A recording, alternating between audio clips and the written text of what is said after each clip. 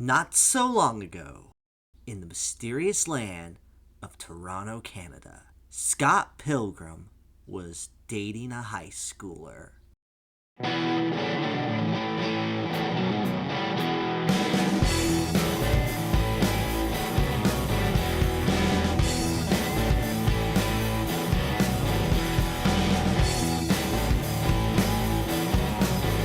This is Scott Pilgrim's Precious Little Life, a life that has been introduced to so many people through numerous means. Through a comic book, a movie, a video game, and now an animated series. Scott's life has been showcased quite a few times, and it's a precious little life that I love revisiting. Scott Pilgrim has for sure been one of my absolute favorite series in terms of pop culture media.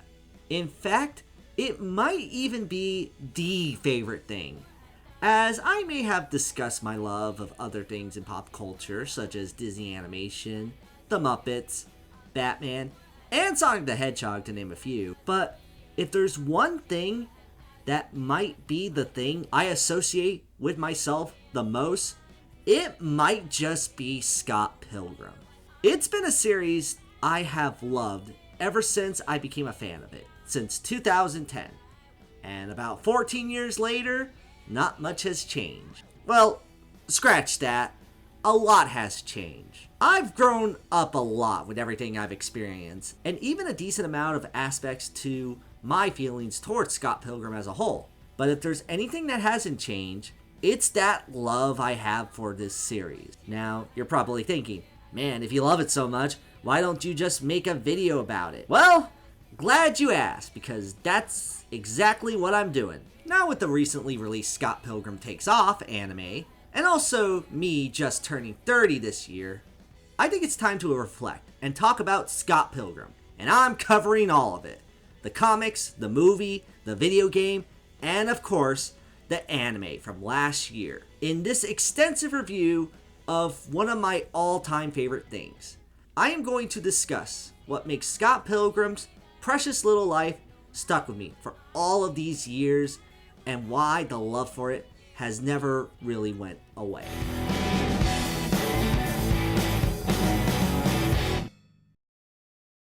The best place to start with something like Scott Pilgrim is its origin, as Scott Pilgrim started out as first and foremost a comic book series. In August of 2004, Canadian comic book writer and artist Brian Lee O'Malley created the Scott Pilgrim series a year after his first series, Lost at Sea. He based the series off of a lot of his own life growing up in Canada, being into all sorts of different types of music and video games. He even named the main character of his series off of a song from the band Plumtree. The series lasted from 2004 to 2010, around the same time the movie came out, developing a huge fan base after starting out with a niche following at first. And for good reason, because Scott Pilgrim is hands down my favorite book series, and always has been. Some people might talk about the book series they've got attached to when they were young and became obsessed with, where some kids in high school were into Stephen King, the Lord of the Rings books, or Harry Potter. I was a Scott Pilgrim kid. This was the main book series I would read and pass around to others during my youth, as it had a pretty interesting story that I wanted to take a moment to give a brief summary of the plot before going into a bit more detail about my thoughts. The story centers around Scott Pilgrim, a 23-year-old young adult that's kind of casually dealing with a midlife crisis. He's in between jobs and living in kind of a shack with his roommate Wallace Wells. But he's trying to make it all work, as he's in a band called Sex Bob-omb, is obsessed with a lot of different video games, and he is also dating someone, a young Chinese high school girl named Knives Chow. Oh yeah, we'll get to that a bit later. Yet, despite some of these things potentially being positive for Scott, he still feels unfulfilled and not sure what he's able to do. However, things start to change when he ends up dreaming about this mysterious girl, a girl with bright multicolored hair who rollerblades, And eventually, Scott ends up meeting this literal girl of his dreams in real life. Enter Ramona Flowers, a quiet American girl who moved from New York to experience the land of Toronto, Canada. Because Scott Pilgrim is such a simp, who's clearly in love with this mysterious girl, he makes an attempt to go on a date with her. Despite the dismay of others, him and Ramona end up hitting it off pretty well, and they even intend to do a second date. Things take a turn for the worse when Scott discovers a catch to dating Ramona. Sometimes that happens. So what is it this time? Does she work at an unpredictable job keeping her away from others?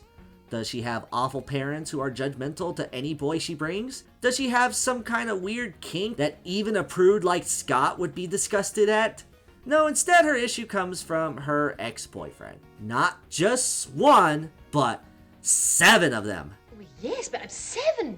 As the catch that Ramona Flowers has is that her exes have to fight against Scott in order to actually go out with Ramona, being worthy of her time. A pretty bizarre premise for a comic series like this, but one that is written very well thanks to the comics handling the story in a unique way.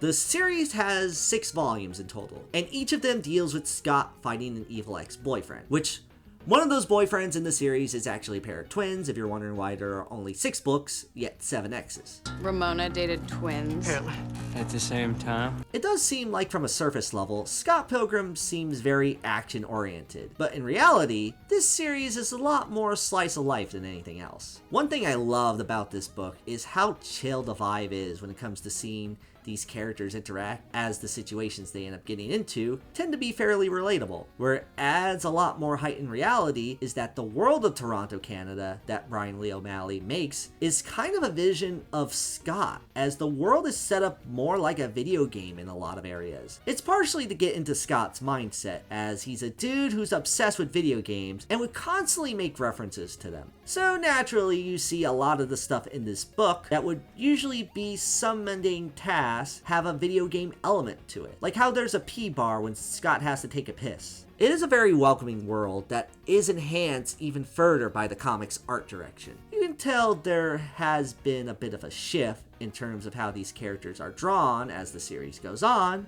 but even then, it's a consistently appealing looking series. Brian Lee O'Malley's character design are certainly anime inspired, and he makes these characters look adorable due to all the great expressions you would see various characters have, especially Scott. This dude is just filled with so many emotions that they take advantage of showcasing all of those within the comics. Also pops out very well thanks to the colors, which can change depending on how you read the series, as the original comics were printed in black and white, which some might prefer this actually, mostly because the line art stands out a lot more in the monochromatic style the comics initially had. And fortunately, the character designs are distinct enough to where it's still an appealing art direction. If you ask me, however, I prefer it in color, mostly because of how this is a story that kind of benefits from having the colors within the pages pop out. I mean, this is a series where the main love interest has multicolored hair, so I feel like colors make this story speak a little more volume with it. Though they do make nods to the black and white aspect of the comics too in the recent colored versions. Though the real reason why Scott as a comic series sticks with me isn't just because of the art and nods to pop culture, but more so the fact that this story and these characters go places. As the series goes on, you find out more about characters, know their faults, what connections they have to Scott, and what they've been struggling with that give them a lot of depth and relatability that makes the series so easy to connect with. Even if you don't like all of these characters, this series tackles so many different issues that people deal with that you're sure to find at least one character to relate to, as they have all distinct personalities that make them very enjoyable to read about. I love seeing how these characters work out their problems with one another, and seeing how they end up having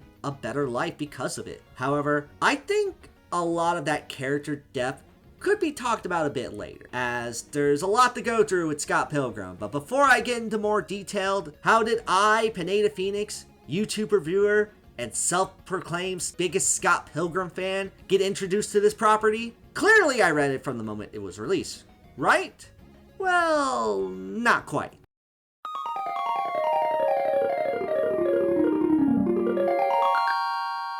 Here's here's the thing with Scott Pilgrim. My introduction to it was through the movie, like with most people. But not in the traditional sense where I watched it and instantly became hooked, because I did end up reading the comics before the movie came out. Well, half of them anyway. But I did finish them shortly after the movie was released. I had not been aware of Scott Pilgrim until about the 2010s, as when I was younger, I didn't really read a whole lot of comics. Not out of disinterest, I just never really got around to it until closer to high school, where I would dabble in some comics here and there that caught my interest. Now, I still didn't hear much about Scott Pilgrim back then until around early 2010s, when I saw a movie called Up in the Air. It's a pretty good movie that had an upcoming star at the time named Anna Kendrick. I liked her performance so much in that film that I wanted to see her in more stuff. See, I have and always have been a bit more of a film buff first and foremost, so I would try to see as many movies as I can, and always love seeing new stars and discovering new directors before they become more recognized. So I remember one day looking up and seeing if Anna Kendrick would be in anything potentially good. And I saw one movie that did catch my eye. This movie called Scott Pilgrim vs. the World. That's an interesting title of a movie. And hey, the poster on the wiki has a bunch of animated looking characters. Maybe it'll turn out to be something I'll be interested in once I see a trailer. A few months later, I did see a trailer for it. And holy shit.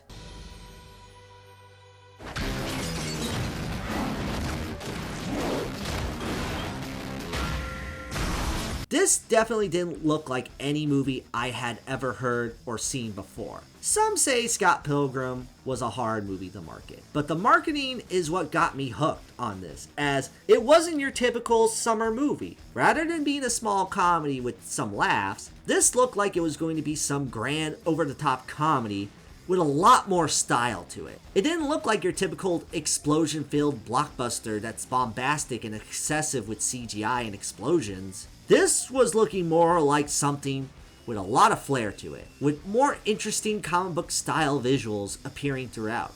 Not only did this make me eventually start reading the comics, but I had faith this was going to be a good ass movie in 2010. With it not only looking good, but it even had a director who had a good track record. I actually had seen Hot Fuzz and Shaun of the Dead before I even knew Edgar Wright was directing a movie like this. And he was already showing promise as a new film director. So in the summer of 2010, in the mix of Iron Man 2, Toy Story 3, and Inception, Scott Pilgrim vs. the World became easily one of my most anticipated movies of that summer. The film actually came out the same day as the first Expendables movie. You know, that franchise, Sylvester Stallone teaming up with a bunch of other action stars. Yeah, the one that got a fourth movie last year that I keep forgetting about. Truth be told, I also saw the Expendables the same day as Scott Pilgrim beforehand. And for what it was, I remember enjoying it just fine, but let's be real.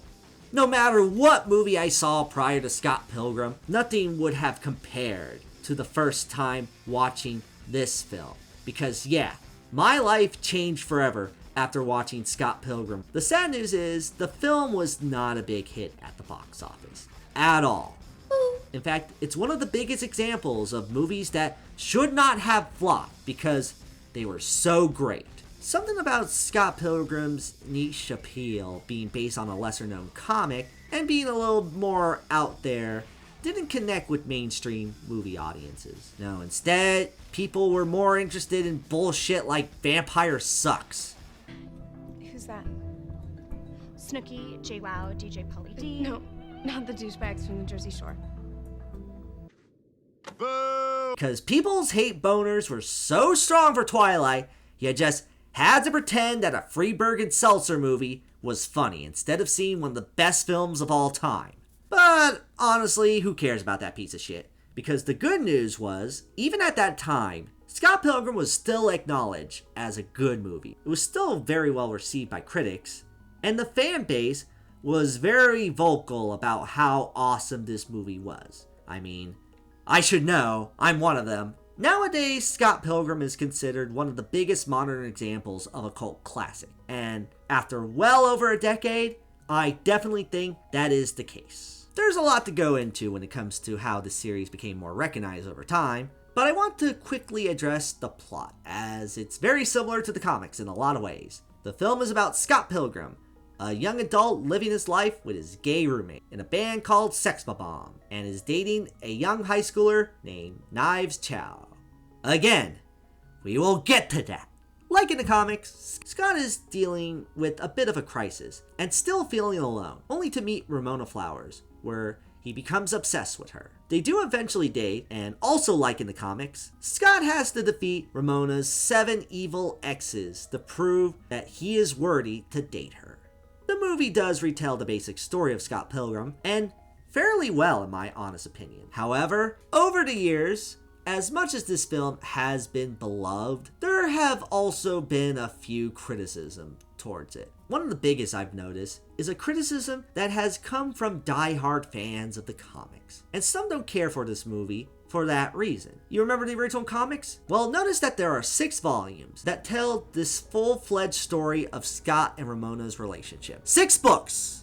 Only 1 movie. The movie itself tries to condense a lot of the events of the book into a film that's less than 2 hours long. A strange direction given that the books weren't even finished by the time the movie was made. Admittedly though, I can kind of see why they just did the 1 movie, because let's face it, Scott Pilgrim was not a financially successful movie when it came out. So I don't think turning this into a movie series would have been profitable at that time. Even then, it still makes certain fans of the series a bit disappointed that the movie wasn't able to go to the places the comics went to, which is an inevitability of an adaptation. Certain scenes were cut from the book that a lot of fans wanted to see. Some characters fans love in the comics don't get enough attention in the movie. In fact, some weren't even in the movie at all. I will admit that because the books were able to dedicate more time to these characters, it does have a lot more substance in terms of seeing these characters grow and develop. I love the book series for how it really tackles those themes of growing up as a young adult in very in-depth ways. And it also goes to bigger places than where the movie ultimately goes. So I understand people's preferences towards the comics. Now, despite that being said, as someone who adores these comics enough to where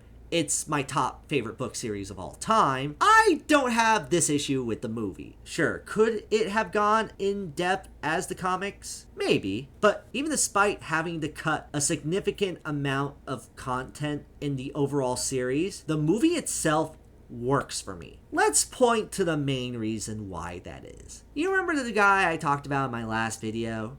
You know, the little British director known as Edgar Wright. Well, even within his 3rd movie, and even after potentially topping himself with the classic that is Hot Fuzz, he managed to showcase something truly unbelievable. More than any other movie that he has made. And that's saying something. Edgar Wright showcased how he can direct the shit out of a movie.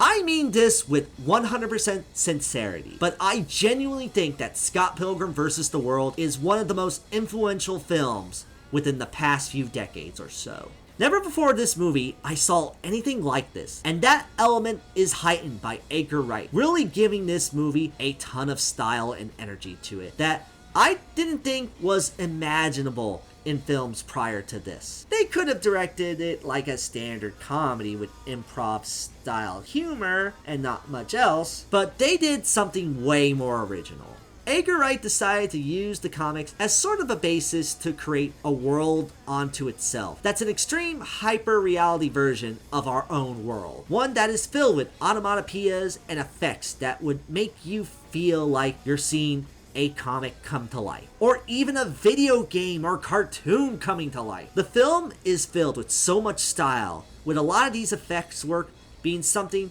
that I never saw films of this nature do prior to that. One of the Oscars' biggest mistakes was not nominating this movie for special effects. Every single frame of this film is filled with so many visual quirks that I love how so many artists were able to bring this expressive world to life. And that's not even including the other filmmaking aspects that make Scott Pilgrim so distinct. The cinematography is top notch, with a lot of great shots throughout that add to this film's stylistic look. So many of the shots are meant to recreate a lot of what the comics attempted to communicate visually. So much that despite people's criticism of this movie omitting a lot of stuff, Scott Pilgrim was still cited as one of the most faithful comic book adaptations for its look alone. Other comic book movies at the time did a similar thing with trying their best to emulate how the comics look to the best of their ability, but Scott Pilgrim's hyper stylized and comic book feel made it the best of that bunch. Hell, the first 30 minutes of the movie is nearly the most shot-for-shot recreation of the comics, and it's impressive to see how this comic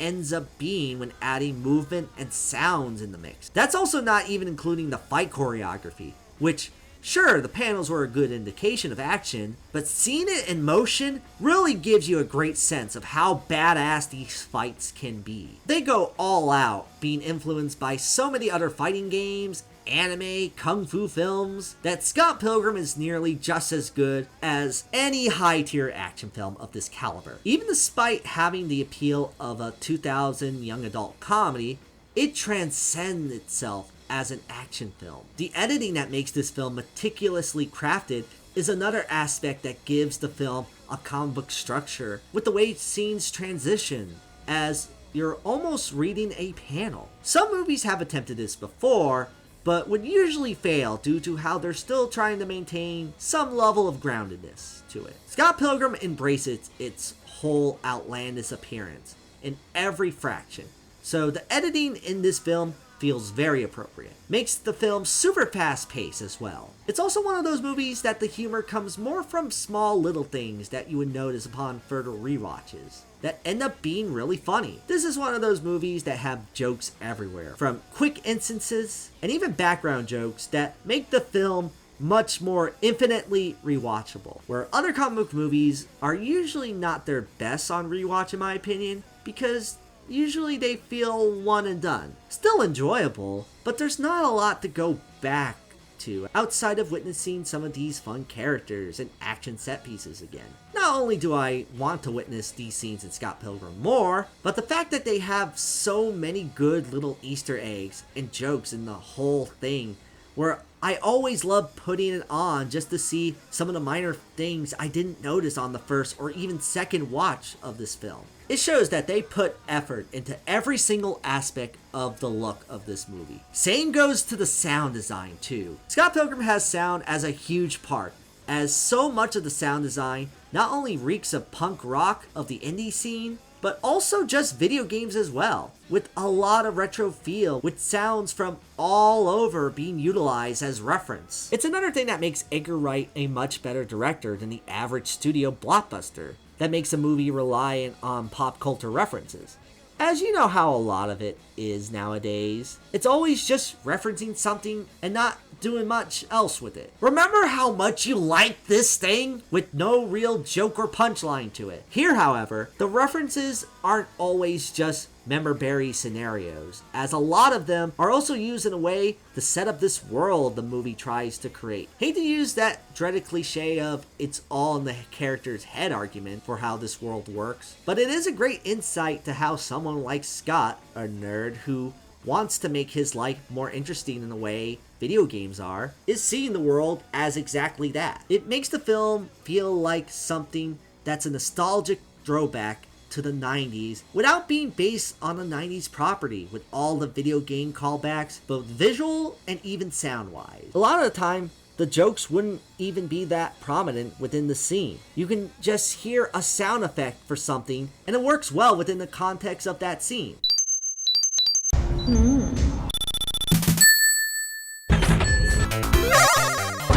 And giving this movie incredible sound design, but also it's a neat callback to those who are big into gaming to get just a small hint of something they love in this awesome movie. Sound design was also a questionable choice in terms of why the Oscar neglected this movie in general, because this movie utilized sound like no other. Oh, and if we're talking about sound, I must not fail to mention the music of this incredible motion picture. This is the beginning of the song. Is it really surprising for me if I said this film has one of my top 5 favorite movie soundtracks of all time?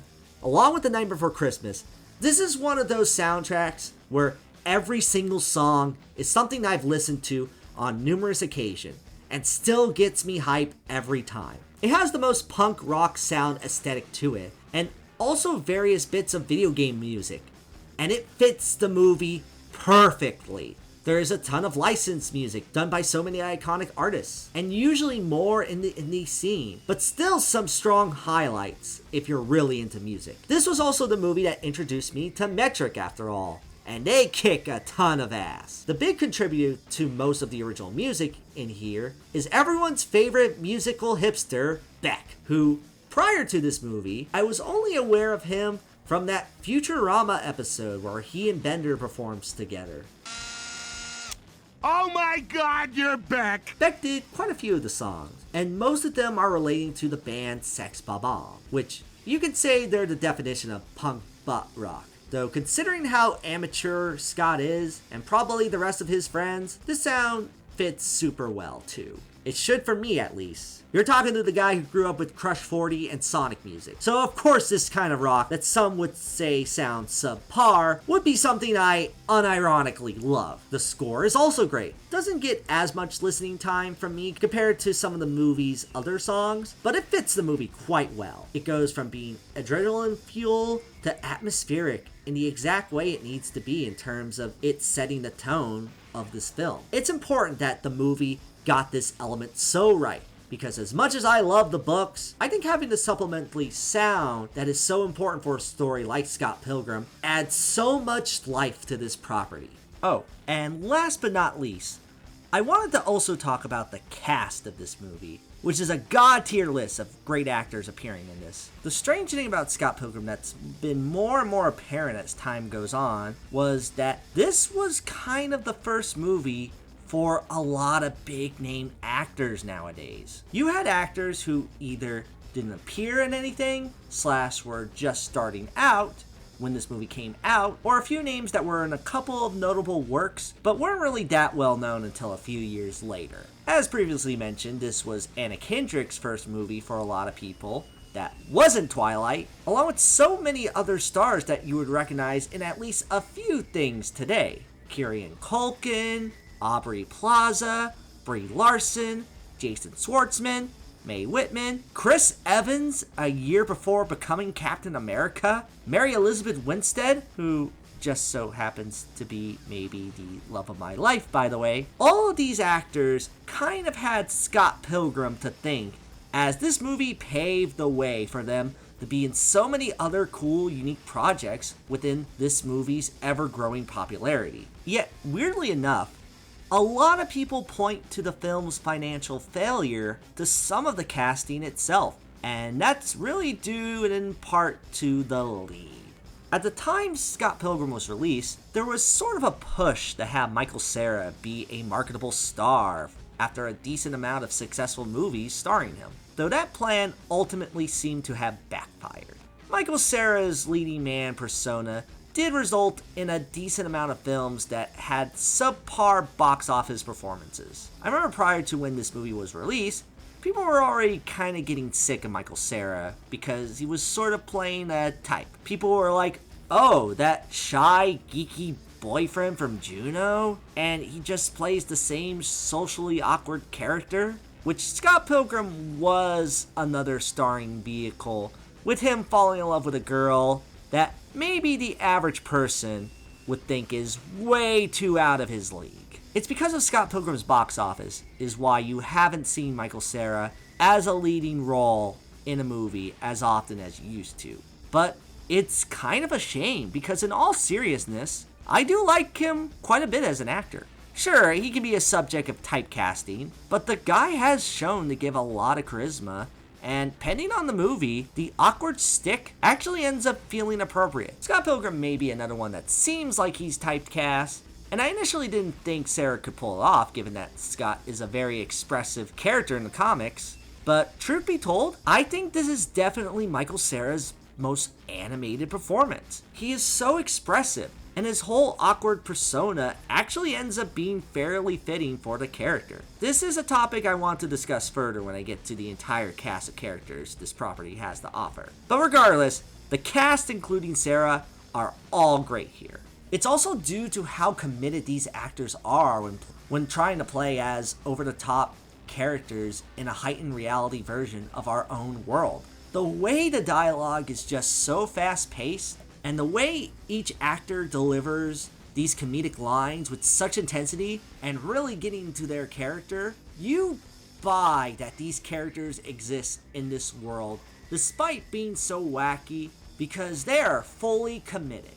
Wright's direction is so good that he even managed to convince the actors to not blink during most of the shots to emphasize this film's over-the-top world and how these characters fit into the set piece. This entire movie, the way the characters act, the look, the way it's paced, many say that this has the style of a lot of anime, which I definitely see. But I also get a huge vibe of this entire movie also being a live-action version of a show you would see on Cartoon Network, or any iconic animated series for that matter. A series that has a little bit of an over-the-top premise and ends up fully being immersed in a world where almost anything can happen, but you buy it because it's so consistent with it. By having characters be so expressive, a lot of effects that feel more sketchy, the amount of colors used, even the fast-paced nature of a lot of scenarios and action sequences, makes this feel right in line with something they would show on Cartoon Network. This ends up resulting in Scott Pilgrim being something that, since its release, I pretty much think is practically impossible nowadays with how studios handle these kind of movies. And that is that Scott Pilgrim vs. the World might be the best adaptation of an animated property of all time, without necessarily being based on one. This is shocking coming from me, considering that, well, if you know who I am, let it be well aware. This genre of movie fucking sucks. They don't work because they are trying to replicate something so well in animation and to a fault. Because when you see an animation, you see why it works so well. Because it's a drawing or series of characters coming to life through various artists creating an outlandish world that's so expressive. Not to say that live action filmmaking doesn't have its merit, as there's still a lot of films that ground themselves in more realistic settings because they're mostly appropriate for the story they're telling. When you translate something animated into live action, you're taking that expression and artistry that comes from the imagination of someone and bringing it down to a more realistic level that you just can't match that energy an animated project has. There's a lack of trying to make these characters feel real and have that emotional connection because they want to create something more realistic. So that begs the question, how did Scott Pilgrim get away with this? How did it not fall into the trappings these other adaptations have? Well, I think it might partially be due to the fact that this was the first real adaptation of Scott Pilgrim to come out since the comics. So it didn't have that comparison of being a remake of something that was already animated in some capacity. Seeing Scott Pilgrim in live action isn't so bad when you consider that this was their way of putting audio and visual to the story that isn't relying on just the comic pages. So seeing this translate out for the first time was a neat thing regardless of it being animated or not. But more so than that, I think the main reason is, like I said, Edgar Wright and the entire team behind this movie were dedicated to making this over-the-top world feel authentic. They were committed to making this world as believable as it is outlandish. And the way the whole film is structured just has an energy that's unmatched. Look at any of these pitiful live-action Disney remakes, or even something like the last Airbender movie, and then immediately compare them to something like Scott Pilgrim. This film has an energy that's unmatched, that you don't see in these other productions. Every character, every effect, every editing choice, and shot composition is committed to making this world feel stylized within the film.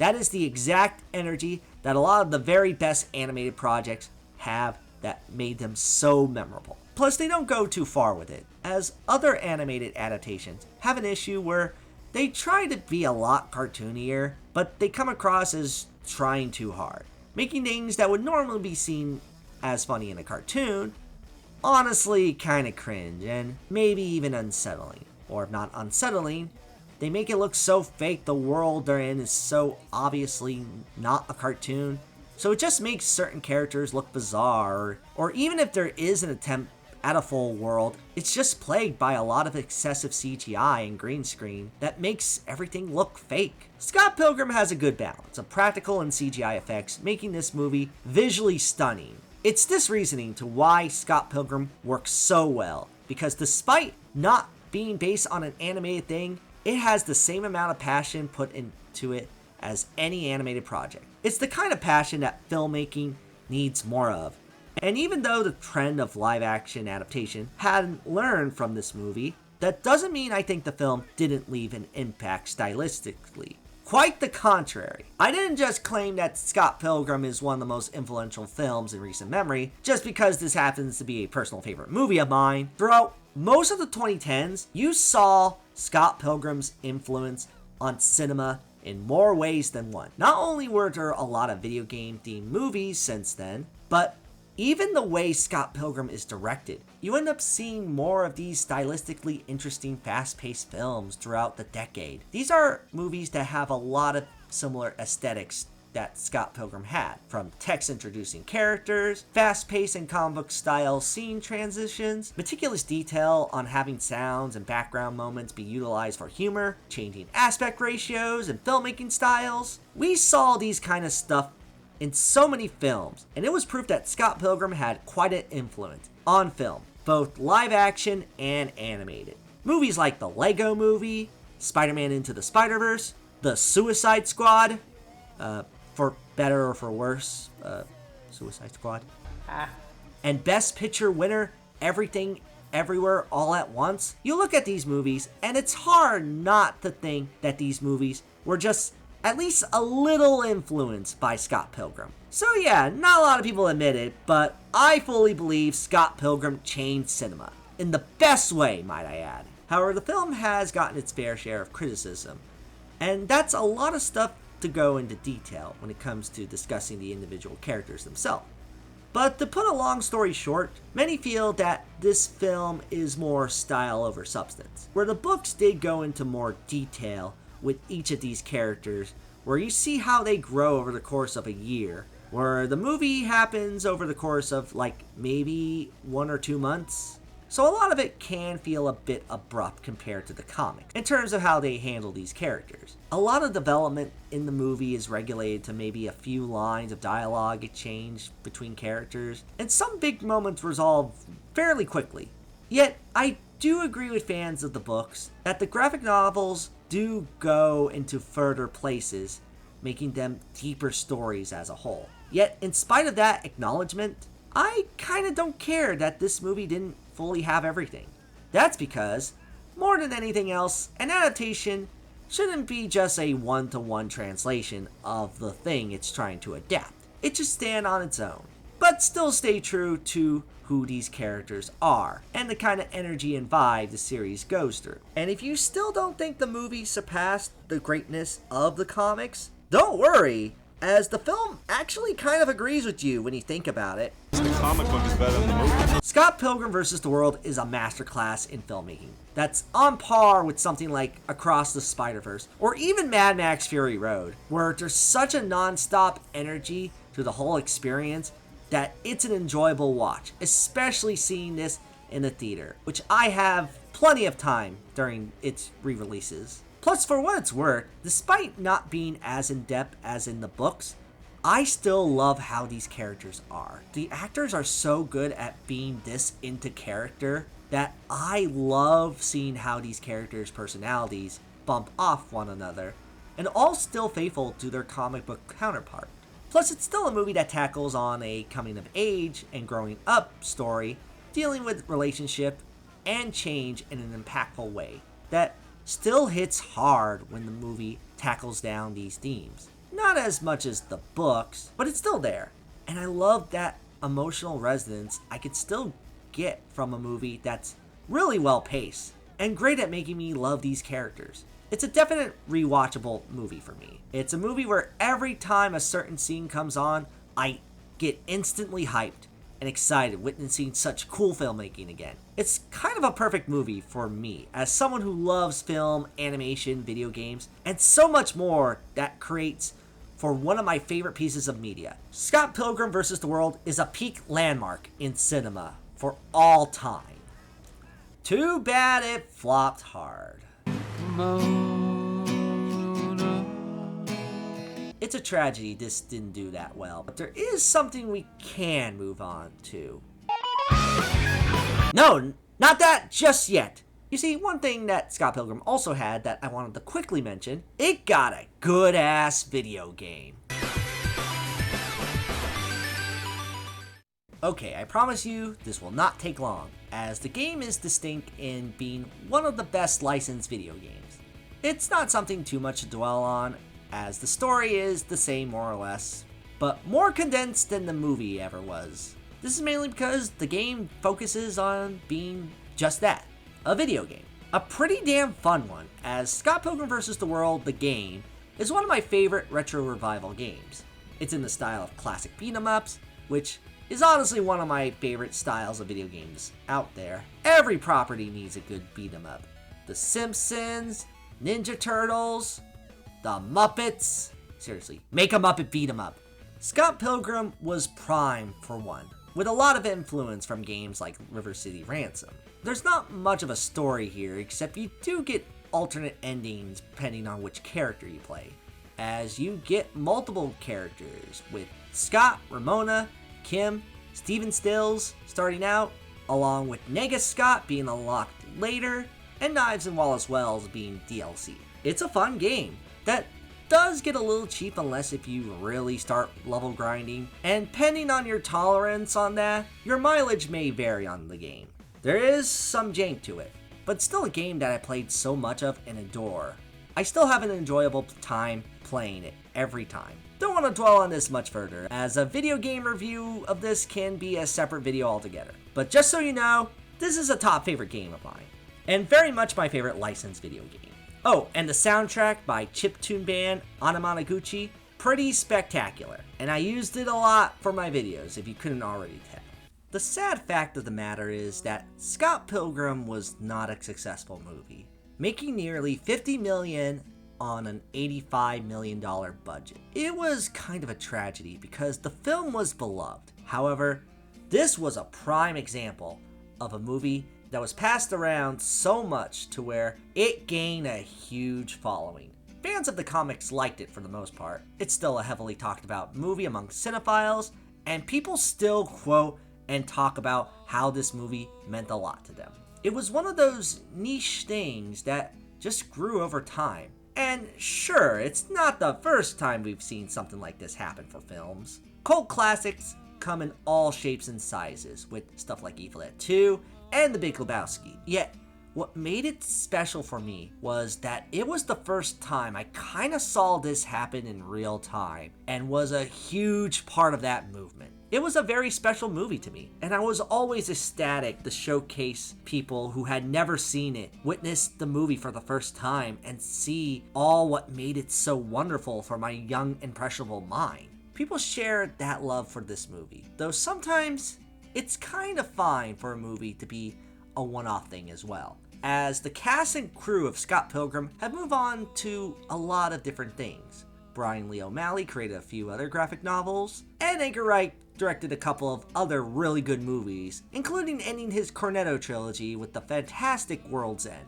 and the film that seemed to gotten him mainstream success, Baby Driver. And the cast, as I mentioned, had appeared in plenty of other movies, some of them becoming nearly mega stars. Chris Evans became Captain America after Scott Pilgrim, And even Brie Larson got to be Captain Marvel years later. Anna Kendrick was in more movies. Jason Schwartzman definitely appeared in a lot more Wes Anderson stuff. Aubrey Plaza got big with Parks and Rec. And while Michael Cera wasn't much of a lead, he still appeared in a lot of good supporting roles. It was clear that the team behind a lot of this series was moving on and not ready to return to it. As a fan, I do appreciate that there wasn't a whole lot of stuff with Scott Pilgrim to the point of oversaturation, which is a problem a lot of franchises have. Scott Pilgrim had a strong niche following, but it also kind of made it more special in a way. Like, it was always a neat event to see something Scott Pilgrim related made, but nothing really in the realm of media since the movie.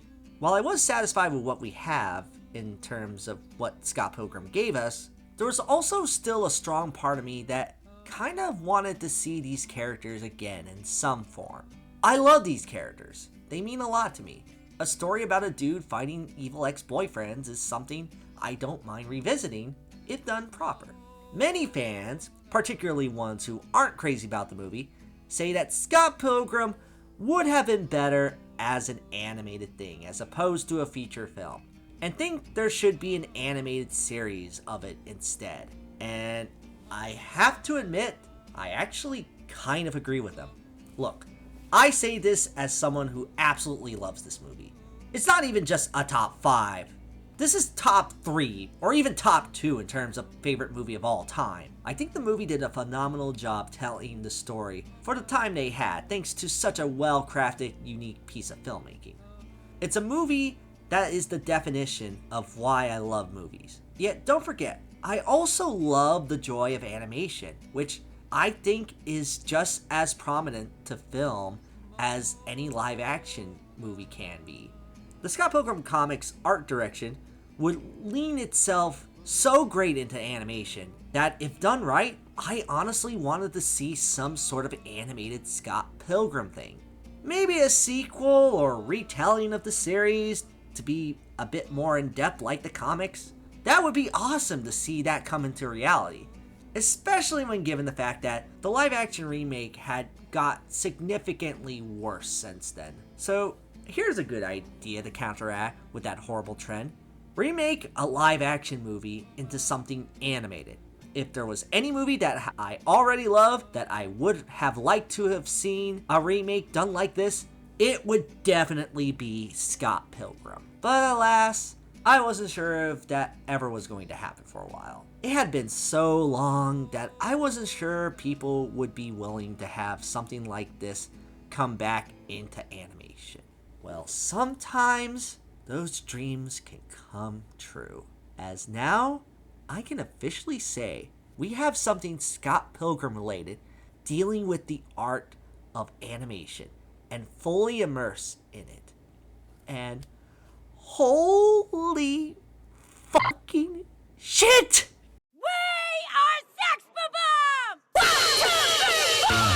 In your orange shirt, we'll go for yoga. Wish I could paint you all. I never do you justice. Oh yeah. Oh yeah. Talk about something that skyrocketed into something that became one of my most anticipated things ever. Scott Pilgrim was finally getting something in animated form, as it was announced that Edgar Wright was going to be a producer on an upcoming anime for Scott Pilgrim, made for Netflix. A legit anime done by Science Saru, the studio behind shows like Devilman Crybaby and Keep Your Hands Off Isaacin. So, I knew I was going to be in for something very well animated at the very least. This was the kind of thing I was going to be ecstatic about, anime or not. There's so little content of Scott Pilgrim that it's exciting that something new and authentic to the Scott Pilgrim universe is finally here. The best part was that it was an animation, meaning that this could be the peak of what this series could be. Sure, it was probably going to be a retelling of the original comics from the looks of it, but still, it was a new take on the series done in a way many claim it should have been in the first place. Knowing that Edgar Wright was behind it, along with comic creator Brian Lee O'Malley, and Ben David Grabinski were creative consultants on the project, I had strong faith that this was going to be something special whenever the time came for it to exist. When the first trailer came out in the form of Scott Pilgrim Takes Off, never have I ever been hyped about something in God knows how long.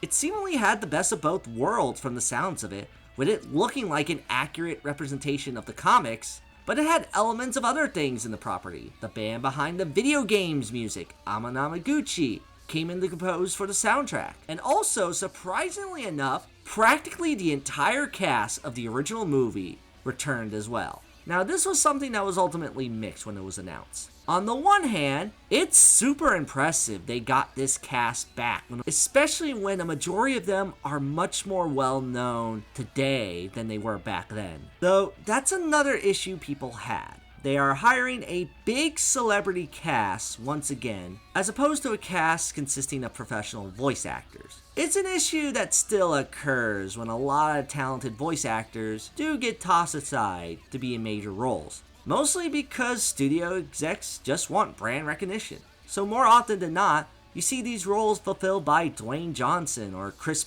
Pratt because he's so cool. It's definitely something that I do understand the frustration of, because voice actors do deserve a lot more credit than they get. Plus, I also would not have minded different actors portraying these characters personally. I feel like it would be refreshing to see another actor take on these characters, or even see how they would sound different, and maybe it could work a little better.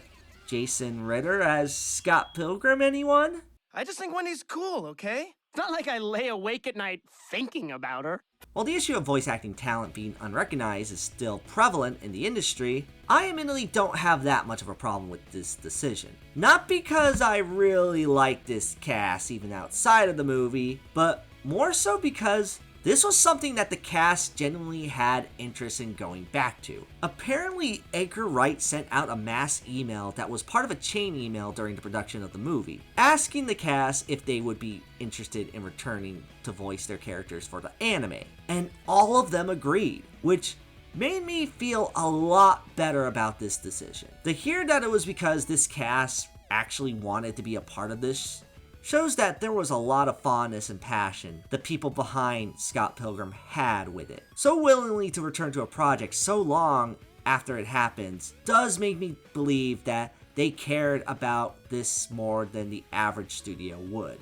It's actually one of the other things that makes Scott Pilgrim such an appealing film for me. You know how a lot of movies, even films that are considered some of the greatest movies of all times, you hear about some of the behind-the-scenes drama that happens on these sets. People like to pin this on bad movies, and that's true that there have been shit show productions on actual pieces of shit. But you also hear a lot for good films as well. There have been so many great movies out there where you look into it and you hear about how much of a nightmare it was making this project that brings you down a little bit after hearing about it, even if it resulted in a perfect movie. Like, take a look at Spider-Verse 2. Phenomenal animated feature, and such god-tier filmmaking. But a lot of people got really bummed over the fact that it wasn't an easy production for the team in the worst way.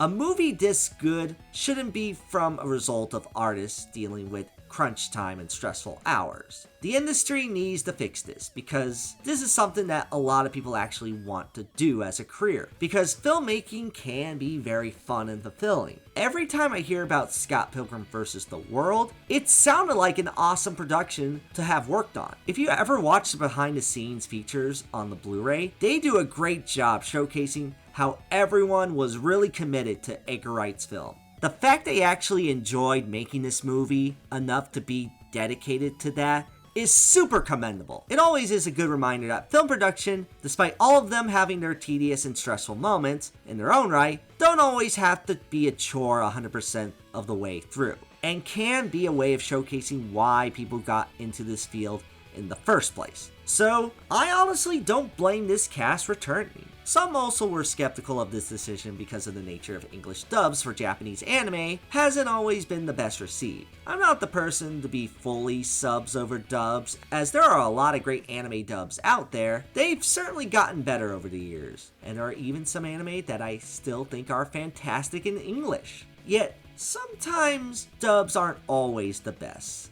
And even then, depending on the anime, I might prefer hearing the audio 100% in its initial language. And a lot of anime does feel more authentic when you watch it in Japanese. In fact, one thing I will praise about this series, if the English voice cast doesn't do it for you, there is a Japanese dub of this. And it being made by an actual anime studio in Japan, it actually still feels very fitting for this series. The way it's paced and structured does make the anime voices make this series feel like a legitimate anime. And a damn good one too. Are you the person in my dreams? I thought we went over this already. So you are! Isn't that weird? It's not weird at all. 君、夢で見た子じゃない？その話もう終わってない？やっぱ君だ。不思議じゃない？いや、全然。I don't fault people for liking this dub, as it flows incredibly well. Though, admittedly, I actually prefer the English dub a bit more. A couple of reasons for this. One minor thing is that most of the vocal songs are still in English. 俺の死んだルームメイトの話になんで俺を出さないかね。歌もいけるよ。Why'd you have to go and make things? Which, yes, I know this wouldn't be the first to include English singing vocals in a Japanese speaking product, though it can be a bit jarring still. But more so than anything else, is that while it is animated by a Japanese studio, Scott Pilgrim itself is still very much a product of Canada. So I honestly kind of prefer hearing this story in English, since that would most likely be its native tongue. I get it more so for something like The Wind Rises, which relies more on being a Japanese-centric story, but for something like Scott Pilgrim, I don't mind English for this. And finally, the other reason I like the English cast is because I just think they honestly do an awesome job acting here. Some of the lines aren't 100% delivered perfectly. At points it does feel slightly stilted in the vein of other anime dubs. But for the most part, the voices for these characters actually fit really well in animation form. The cast still do an amazing job voicing these characters, given the right range for this over-the-top series. These are well-known and professional actors in live action and animation, so they have the talent to pull this off. With the voices still being the same from the movie, I actually do see why they were cast in the first place, as everyone's pretty dedicated to bring these characters to life, and they arguably get a lot more to do so, as I'll state later on. As of now, I would say my personal favorite performance in this series are Jason Schwartzman as Gideon, Chris Evans as Lucas Lee, Mae Whitman as Roxy, and finally Mary Elizabeth Winstead as Ramona Flowers. There are characters I want to discuss more later on, but I think now it's time to recap what the synopsis for this series, as it's still familiar waters. It deals with Scott Pilgrim growing up in his mid-20s as part of a band and dating high schooler Knives Chow. Again, more on that later. And he still doesn't feel fulfilled till he meets the literal girl of his dreams, Ramona Flowers, and starts to date her. Things go well till Scott finds out, much like in the comics and the movie, he has to fight Ramona's 7 evil exes in order to date her. So, just in line with the comics, Scott Pilgrim has to fight all of Ramona's exes in order to win her heart. Holy shit, Scott Pilgrim fucking died! I won! Yeah, that's the big twist with this series, as prior to the series' release, it was implied that this was just going to be another retelling of the Scott Pilgrim story, by just adapting the comics the same way the movie did, just in animation form. And more stuff from the comics included. It starts out that way during the first episode, as it mostly condensed the first book, but as established, Scott is gone after the first episode. They really took the title of Takes Off literally, as some people complain about the fact our central character is not in it as much as the title would have led on. Some judged the first episode because it was adapting the comics, which made this another failed attempt at giving us a proper media adaptation of Scott Pilgrim. The series is about Scott, why not have him in it? Now, as someone who loves the comics, you might be wondering where I stand on this departure from what was originally expected to be another adaptation of my favorite comic book series of all time. Well, honestly, when Scott dies at the end of the first episode, that's when I got even more excited to watch this series. For those who are saying the series doesn't do Scott as a character justice, I highly disagree. This is because, spoiler alert, Scott does eventually come back in the series. Scott? Where have you been? I mean, I knew he wasn't going to stay dead.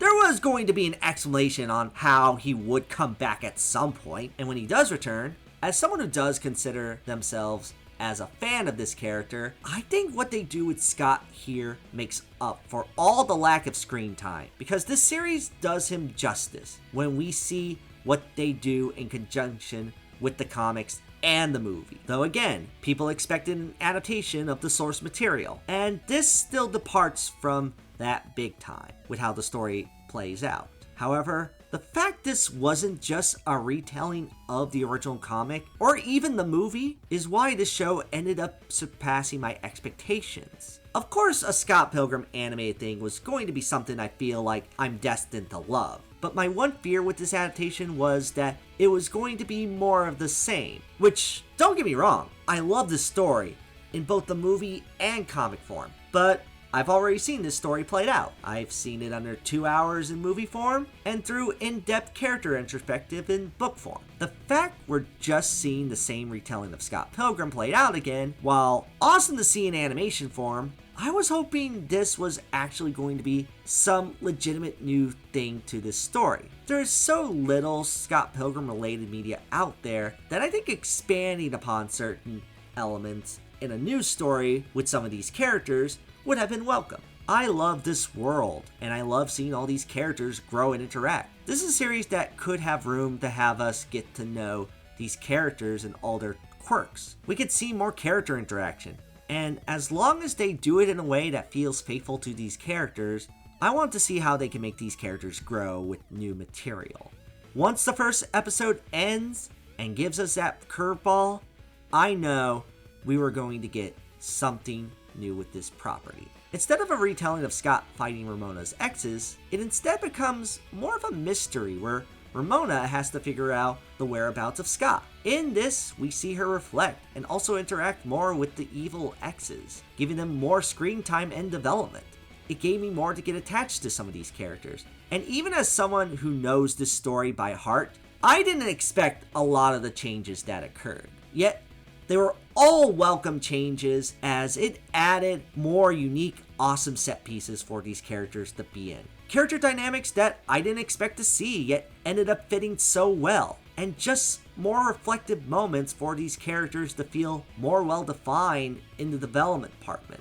Despite the changes, this story feels very much like how Scott Pilgrim is supposed to be. It's a story all about growth and coming of age. With how the show handles its characters here, it still retains that core message of Scott Pilgrim very well. This becomes less of a remake of the Scott Pilgrim movie, and instead is more of a reimagining of the entire story, which is the best way the series could have gone. Even in spite of not following through with the original story, you still get a pretty peak Scott Pilgrim series. I didn't even mention how fantastic the animation is from Science Saru. Of course, they've been known for great stuff, but seeing them pull this art style, that was something that was a dream coming true in my eyes. It has all the style and flair of the movie, with the lovable charm of the comic artwork. It all comes to life in every way a fan could have imagined this art style looking in animation.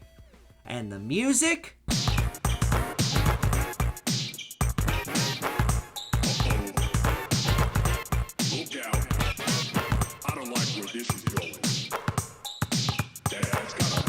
Yeah, this soundtrack is pretty peak. All the music is completely different from the movie, but it also fits so well with this property. The original score itself is also fantastic, with even a decent amount of callbacks to the game. To me, an adaptation of a property isn't simply good because of iconography or how much of the same story beats it does, but it's more so something that clearly was made out of love by those attached to the property to begin with, making it to be more of a celebration of that property.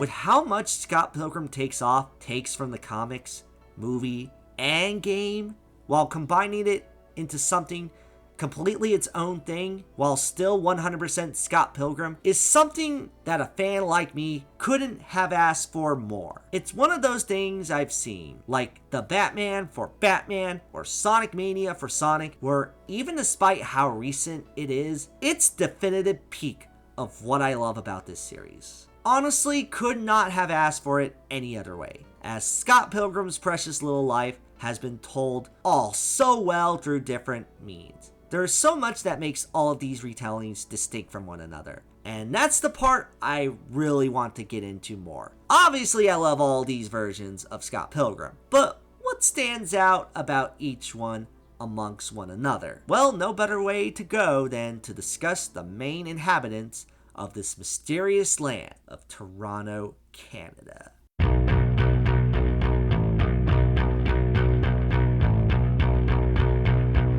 I think the best way to dive into this series more in depth is to talk about all of its central characters. There's a lot to go into, as not only am I talking about a very character-centric series, but I'm also discussing how each of these characters are across the book, movie, and show. While everyone has their preference, one neat thing about all of these things is that character-wise, all three have their major strength in terms of how characters are across all three versions of Scott Pilgrim. Plus, they all do different things throughout each adaptation, so there's a lot more interesting things to compare and contrast. I think we should start out first with the characters that I say are the main crutch and appeal to Scott Pilgrim. Prepare to feel the wrath of the League of Evil X's. The Evil X's are the first characters I'm going to be talking about, because, let's face it, they kinda are part of the appeal of this story. I mean, what other narrative can you think of where the main lead has to literally fight their partner's exes in order to be with them? None other than Scott Pilgrim. I feel it's only fitting to talk about them first, as they're the ones each book is based on, and they all play a significant role in the lives of both Ramona and Scott, and their journey through this narrative. Fortunately, most of them make a huge impression, as all of these bad guys are some of the most entertaining villains I've seen in all of media. They're funny, committed, and all have their distinct quirks that make them a highlight of the series. No better way to start than with Evil X number 1. It is I, Matthew Patel. Being the first foe Scott Pilgrim faces, Matthew Patel serves as an indicator to how over the top this series can get. This dude just shows up immediately to fight Scott, and his over the top anime-like persona sets up this insane series pretty well. In the comics and movie, there isn't a whole lot to him outside of being Scott's first opponent. You get a tiny bit of backstory, being an ex that Ramona dated in the 7th grade, where they fought other kids and only broke up after Ramona thought that Patel stanked real bad. After a week and a half, told him to hit the showers. He only really has one scene across both the comic and movie, and it's just the fight. Granted, it is a funny payoff to what this comic was up until this point, a very slice of life sort of deal, and all of a sudden we get an anime fight sequence. Movie almost fits a similar build, as it sets up a very stylistic movie from the get-go, but then that style is cranked up to 12, as this fight gives you an idea of how unlimited this directing vision is. The way it looks in the movie makes it an evolution of the action movie genre, as this was shot by Bill Pope, the cinematographer of The Matrix, and I think he topped his work with this easily. Yeah, I said it! Scott Pilgrim vs. the World is better than The Matrix, don't at me. As for the character of Patel, he's still pretty funny, giving off this zany, determined personality to where he will not give up to get what he wants. The actor portraying him, Satya Bhaba, I think that's how you pronounce it, really conveys that very well. And he even has musical talents. Well, in the comics, it's implied that a musical number happened, but I feel like it's kinda hard to tell with the way it's structured. In the movie, If you want to fight me. it's definitely a musical number. But I love this scene because, again, it gives you an idea that this is a movie with no rules. So anything can happen. Since Scott gets axed off within the first episode of the anime, that means Patel sees himself as the winner of this fight. He ends up getting a much bigger role this time around in the anime, as not only is he in it more than just the first episode, but he also ends up overthrowing Gideon as leader of the League of Evil X's. A good character change, because this time we actually get to see him take command and actually showcase his power. He has a good presence, not taking any bullshit, and is just able to get his way at a whim, as he has a lot more confidence than Gideon did. Plus, we still get his musical touch, as one of the big things that occur is that Matthew Patel wants to create a Broadway show, and he ends up starring in a musical retelling of Scott Pilgrim's life. Now, that's pretty funny right there. And it's also cool to have this actor, Satya Bahapa, get a bigger role and actually showcasing more of his acting chops, because he pulls off Patel's voice quite well. A solid first Evil X of the bunch. And again, fun to hear him recreate this iconic tale as a musical. Next up, we get the second Evil X, as we are now talking about the iconic and memorable Lucas Lee. Who's Lucas Lee? Oh. He was a pretty good skater. Now he's just a pretty good actor. As stated, he's both known for his skateboarding and acting skills, as Lucas Lee dated Ramona in high school as the macho tough guy of Ramona's boyfriends. Now, I want to start off right off the bat by saying that out of all the X's, he's the main one where the book version of him is easily the weakest. That's mostly because he's actually not in much of Volume 2 of the series. He really just shows up for the fight, and it's really just that one scene he's in. And even then, the scene doesn't come till nearly a third of a way into the book. And while his defeat is actually pretty hilarious, it was definitely one of the funniest parts of the book when I first read it, it's also such a quick scene that he doesn't leave much of an impact. We know he can skate and act well, and he's a pretty tough dude, but we don't get much of an impression of him in the books. In the movie, however, while he doesn't have a whole lot of screen time in the film either, he's actually a lot better, because you get more of his sense of his cocky, egotistical personality. The movie really plays up more the movie star angle the character was initially going for, and does it very well. They set up Lucas Lee to be straight up like an over-the-top action movie star in the vein of Van Damme or Stallone. He has all the makings of one, including some really great one-liners. The only thing keeping me and her apart is the 2 minutes it's gonna take to kick your ass. What really makes this character work in the movie is the performance. This was Chris Evans, a year before becoming Captain America, and a very funny role to appear in prior to that big leap into stardom. Sure, this guy is known for playing the great everyday hero, and he does it super well, but I think one thing that makes Lucas Lee stand out among Chris Evans' filmography is how much this actor is really good at playing an asshole. Chris Evans embellishes in being such a dick in every frame, with his egotistical attitude being heard through every inflection, and he commands it so well. He's an actor that, for as likable as he is in good guy roles, it's fun to see him play the bad guy. Why else was his role on Knives Out so popular? Eat shit.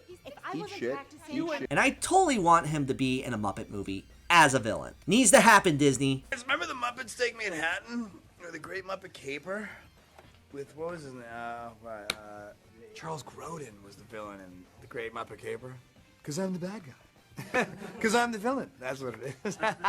Though, that's just movie Lucas Lee. He still doesn't have a whole lot of screen time, but his presence is more than made up for, thanks to Evan's performance and characterization. Now we get to anime Lucas Lee, and in this, we go from an Evil X that I like to, well, I'll be real, an Evil X that might be 100% at his peak here.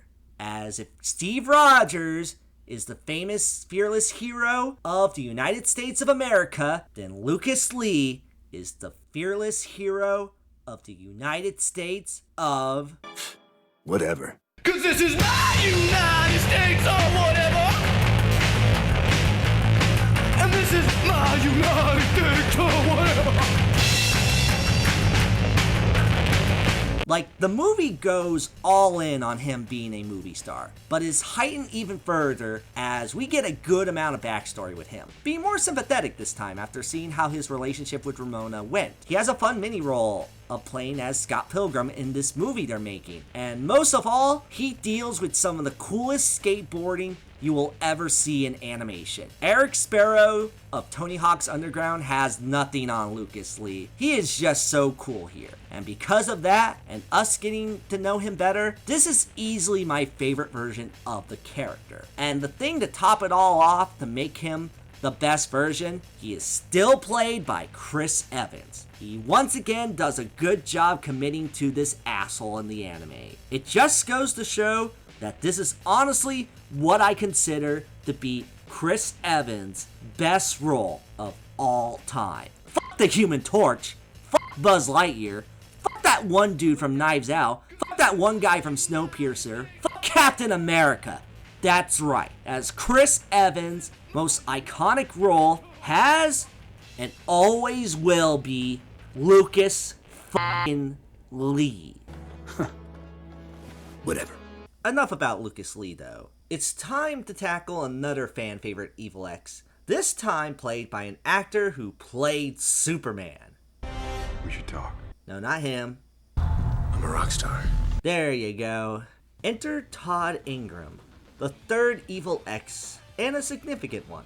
In the comics, Todd was the one that got the most focus on. There's a good reason for that, and it does feel like while he definitely has less screen time in the movie, his presence is still pretty significant in it. His whole deal is that he has superpowers. How? Didn't you know? Todd's vegan. He's a vegan. And in this universe, because you're vegan, you get psychic powers. And they're pretty cool. Short answer, being vegan just makes you better than most people. Bingo. His power make for a pretty unique concept for a character, and his personality comes across as very standoff and determined. We also get a hint that he's not quite as smart as he comes across as first. And in the books, we get a great sense of how much of a manipulative asshole Todd is. The dude lied about being vegan after all. How can you trust that? He makes her a very entertaining character, and a very fun bad guy that Scott encounters. And this holds true to the movie as well, as much like Lucas Lee, this is a character that is really elevated by the performance. Brandon Routh plays it super over the top, as this determined as hell dude who also has major confidence in himself. He's a dick, but he's so entertaining like many of the other Evil X's here. Such good line deliveries here as well. You are incorrigible. I don't know the meaning of the word. Though before I get to the anime version of the character, there's something else I should mention as to why Todd gets more focused than the average Evil X. And then it was time. As he's also the basis of the band Clash at Demon Head, which, fun fact, the name comes from a rather obscure NES game from the 80s, an NES game that apparently features this guy. What's this? He's flipping the bird. He's giving the finger. The big thing to note about this band, though, is that he's also dating the lead vocalist. Not just any vocalist, an Evil X. And not just any Evil X, it's the one that's Scott's. Oh no! This is Envy Adams, the girl dating Todd Ingram, and singer of Clash at Demon Head band. She was also Scott Pilgrim's last major ex before dating Ramona Flowers. A rather traumatic breakup for Scott as he took it pretty hard. And we see that the books go really in depth to how Scott and Envy were as a couple. We see that Envy was a kind girl who had ambition and still rather bitter about her relationship with Scott. She serves as a pretty fascinating character in the comics, as she does have a bit of a tragedy to her, as she is revealed to have been kind of taken advantage of in other relationships. She even stays around later on in the books as she comes back in book 6 as a major player. And there's a lot of really great character moments with her, with how the series plays out her relationship with Scott. In the movie, her time is lessened as she is played by Brie Larson, which means some incel who probably runs a YouTube channel with 50 videos on why Captain Marvel ruined cinema probably has this listed as one of their top 5 most hated movies of all time for that reason alone. Though, as little time as she gets here, I always loved how Brie Larson portrayed this character. It's easily her best performance if you ask me, as she's also committed to being this over-the-top seductive and condescending character that really fits in this over-the-top world. She's another actress that makes these lines so much better thanks to how she delivers them. You should so totally come. She may not have a lot of development in the movie, but I think the film showcased her story just enough to where you still get a sense that Scott and Envy's past was more tragic than one would think. So she's very enjoyable. Though one minor change they did with the character for the movie is that she's blonde, not a redhead. Why did they do this? I'm not entirely sure. My guess is so she wouldn't be easily mixed up with Kim as the redhead, as there's not a lot of blonde characters that appear in the movie. I mean, there was one they could have added, but we'll get to her later. As far as Envy and Todd as a couple though, the books really showcase that this relationship isn't the best, as Todd in the books turns out to be a huge dick, as he ended up cheating on Envy with the other Clash at Demon Head member, who's part cyborg by the way. Not only that, but Todd lied about his veganism, as his defeat by Scott Pilgrim was helped by the vegan police, making him lose his vegan powers. In the movie, we don't get as much of a sense of Todd being a dick outside of him being an ass to Scott, but he still gets caught by the vegan police in a very funny way. Plus, we do see this panel play out in the movie, just done by different characters. Let's both be girls. Now, how about the anime? Does it go the same route that the books go, or is it more in line with the movie? Well, Envy is still a redhead in the anime, and damn, she does have an extreme sense of fashion in the show, while Todd is still the vegan-loving, smug, yet not as bright character that we knew from the previous versions. We even get an interesting dynamic as Todd and Envy end up playing the parts of Scott and Ramona for that fake Scott Pilgrim movie they're doing. Well, when they're not being distracted by their sex life. Like in the comics though, we do get more of a sense of Todd not being as faithful and trustworthy than he made himself out to be. More so than in the movie, as Todd ends up falling out of love with Envy in favor of, here's a random surprise character change, Wallace Wells of all people. I'm in love with Wallace Wells! I'll discuss more about Wallace as a character later on, as he's not a bad guy, but one character interaction that ended up being hilarious in this show was Wallace and Todd, which we didn't get much of in the books. Him getting with Wallace doesn't really betray his character, despite never being gay in the books or movie, and that's because he still ditches Envy, so it's not like it's this out of character for him. Plus, let's be real, him becoming massively in love with Wallace is one of the funniest things this show did. Like, I love seeing a character like Todd get all emotional over the dedication of Wallace Wells. It makes for such a strong highlight of the series for me. One last thing to note about Envy before moving on to the next character is that she also sings. But one weird thing the anime does is that they got her to sing a song in the movie. Not bad initially, but the only odd thing is it's not Brie Larson singing the song. It's instead Emily Haynes, the lead singer of Metric. I will remember you. I get what they're doing, as the song Black Sheep is by this band, and they've actually recently become one of my favorite bands. Though Brie Larson sung in the movie. Why not get her to return to sing this song? It's a little odd, especially considering that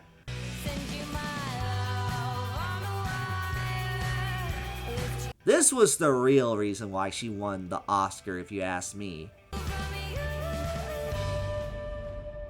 On the topic of gay and girlfriends, I think it's time we move on to the next evil ex-boyfriend. Or should I say exes? Girl from earlier? This is Roxy Richard, the fourth Evil X, as she was in Ramona's experimental phase in dating, where she tries to figure out if she likes girls. I was just a little bi-curious. Roxy comes across as one of the more bitter exes, being someone feeling like her emotions was thrown with Ramona. In the book, they really emphasize that she is a ninja, as she has major skills in martial arts, and you get to see that pan out in cool ways. The fight between her and Scott is pretty neat and fits the theme of her character well. She doesn't get a whole lot of time in the books, but you get an idea of how she was hurt, but her determined attitude makes her more entertaining to watch. The movie admittedly downplays her just a tad, as she does appear in a decent amount of book 4, but in the movie she only has like 2 scenes. The scene where she first encountered Scott, which did appear in the comics, and the fight itself, which combines all the major scenes with her in one big set piece. She unfortunately doesn't have a lot of depth, even though she arguably didn't have that much from the comics initially. Plus, she's not as ninja focused as the books made her out, having more of a chain weapon than a sword. Even despite that, I still like what they did with her in the movie. And I say it's mostly because, I'll be frank, this action scene is fucking awesome.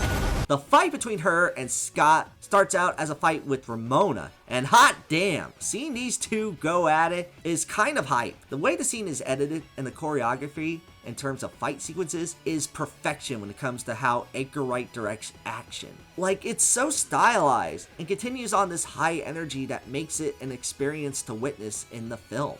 It is one of the major highlights of the entire movie, because this whole movie, there with stuff like The Dark Knight, Mad Max Fury Road, and Spider-Verse 2, as some of the absolute greatest action sequences I have ever seen on film. Plus, gotta give Mae Whitman some major credit here, because she totally owns in this role. Her sassy demeanor and dedication to fight is awesome to see, when she should definitely get more attention as an actress in live action roles. Not to mention, it's really nice to see George Michael reunite with Anne in the best way possible.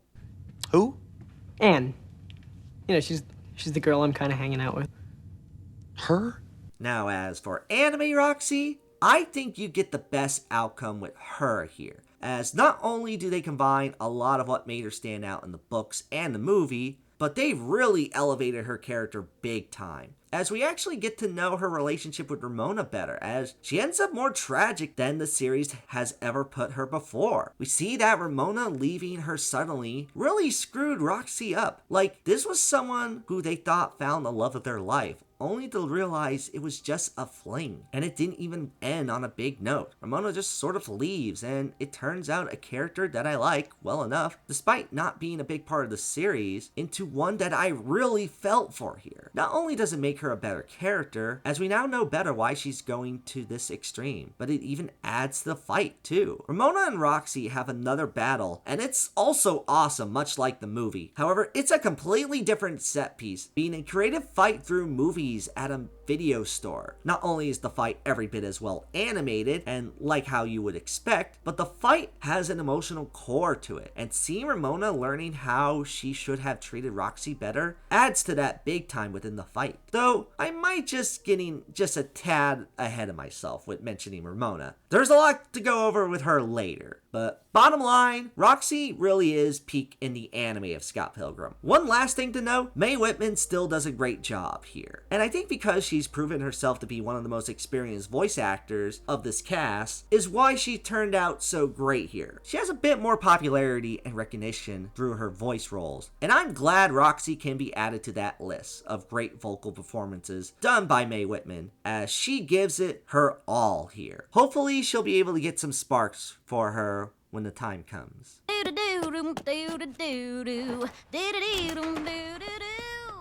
Next up is the Katayanagi twins. Who the hell are the Katayanagi twins? Yes, Ramona actually dated twins. They are Kyle and Ken Katayanagi, Japanese former exchange students Ramona dated at the same time. So of course they team up with the League to defeat Scott as well. Right off the bat, I will say these characters get the most recognition in the books more than anything else. In the books, they first appeared at Julie's party as Scott's next big encounter in book 5. They even have a little robot that fights for them. that's kind of threatening in a cute way. They don't have a whole lot to them. They work in similar ways to other twin characters as they finish each other's sentences, and they never really try to be too far apart. They even play a big role in kidnapping Kim Pine later on in the books, which leads to Scott's big battle with them there. They're not my favorite of the Evil X's, but they're an interesting duo in the way they're executed in the book. They are another pair of characters that do get a bit of the short stick in the movie similar to Roxy. However, to a greater degree, as they only get one scene here, and they don't really have any dialogue at all this time. They're just here to face off against Scott in this Battle of the Bands competition